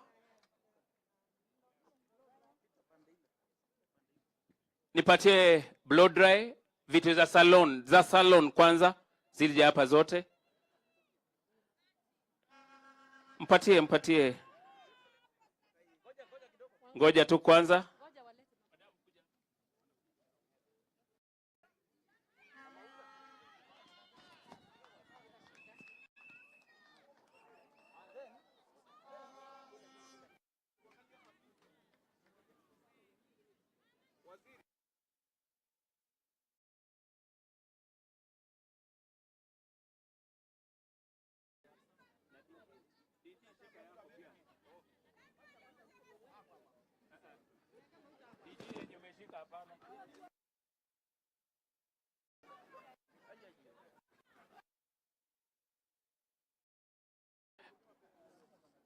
DG ameshika tape measure, ni kama tunapima kichwa. Hapana, apewe mafuta. Apewe mafuta, mpatie mafuta. DG shika kitu. Thank you. Tuangalie kamera. Asante sana kwa hafla hiyo. Asante sana kwa hafla hiyo. Your Excellencies, you can take your seats as we proceed to the next level.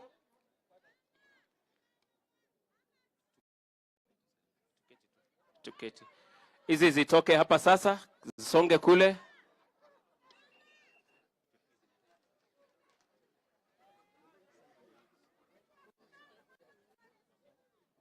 Basi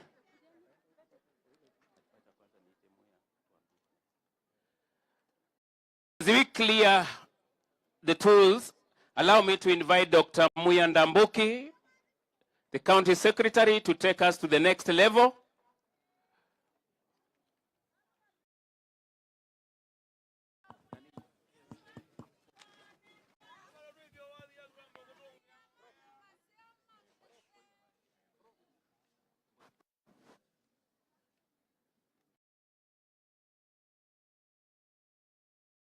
Excuse me, can you take your seat, madam? Madam Katie, please.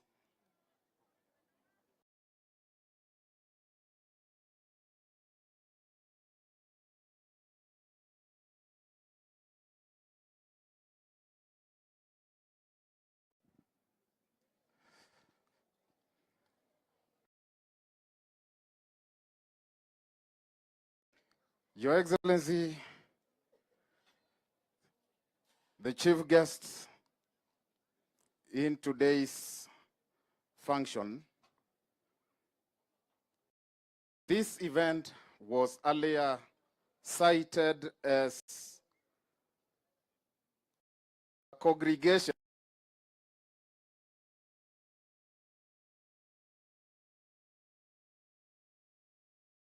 Empowerment Program 2025 by the concerned minister.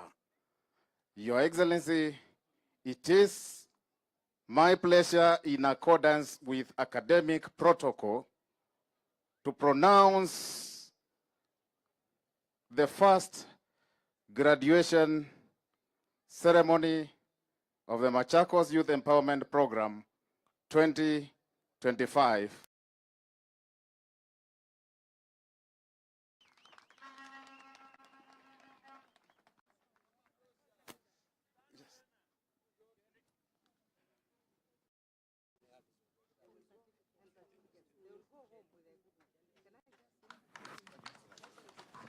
I want to make it very clear. Kila student ataenda na equipment yake na certificate. Less fair. Minus fair.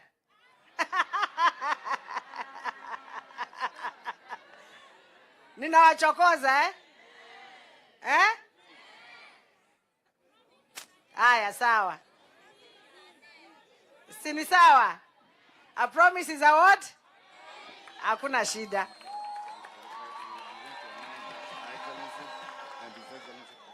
So wazazi mtawapatia utaratibu. Hii tunataka kufanya na utaratibu. We don't want other people to interfere. We certificate na vyombo yao wanaitwa hivyo. Yeah? Nyinyi mtatulia, students washughulikiwe peke yao. Si ni sawa? Na mtaenda kufanya kazi mzuri. Let where God goes you go. Where God does not go, you don't what?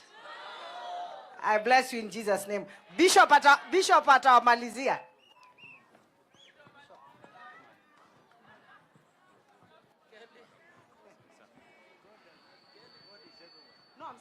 Aya basi,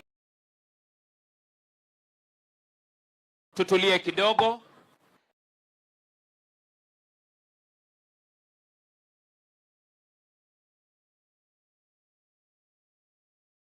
Gavana amemaliza. Kila mwanafunzi, kila graduate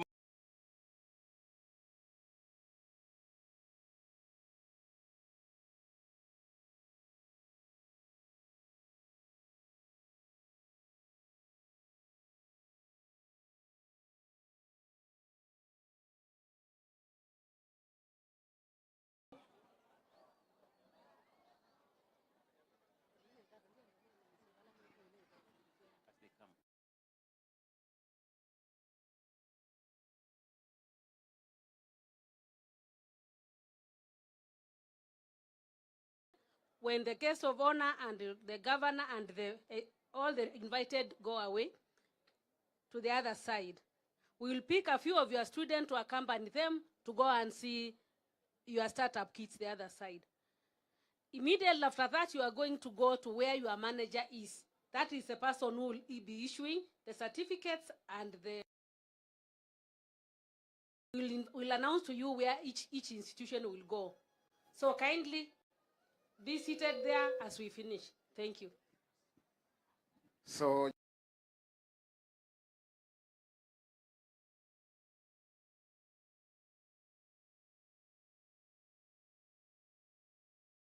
empowerment equipment are, so that we can get a full view of what we have for empowerment. We get 1 or 2 photographs from that point. Your Excellency, I terminate.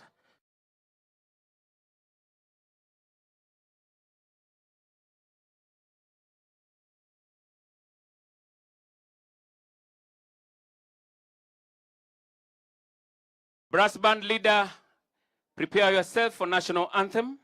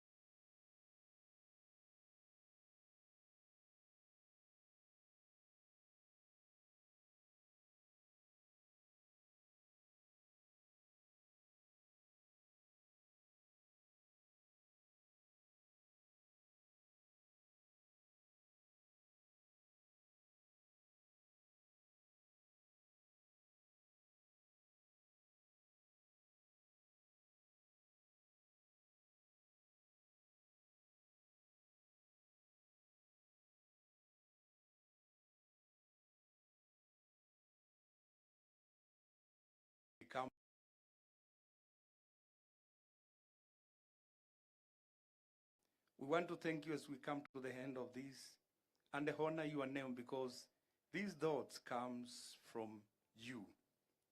And through prayer, they have been achieved. It's a continuation, and we thank you for the next team that is coming next year. That way, that they may be identified and come and go through the same training. This is the way to go for this great nation of Kenya. We thank you for the guest of honor. We thank you for the trainers.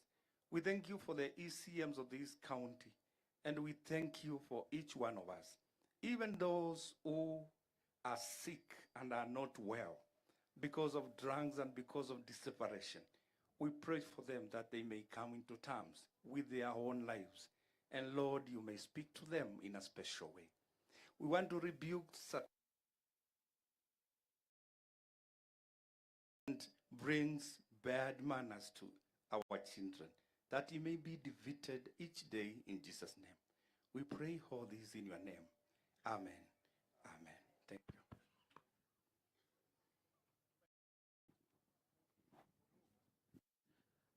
Let us remain standing as we usher out our chief guests.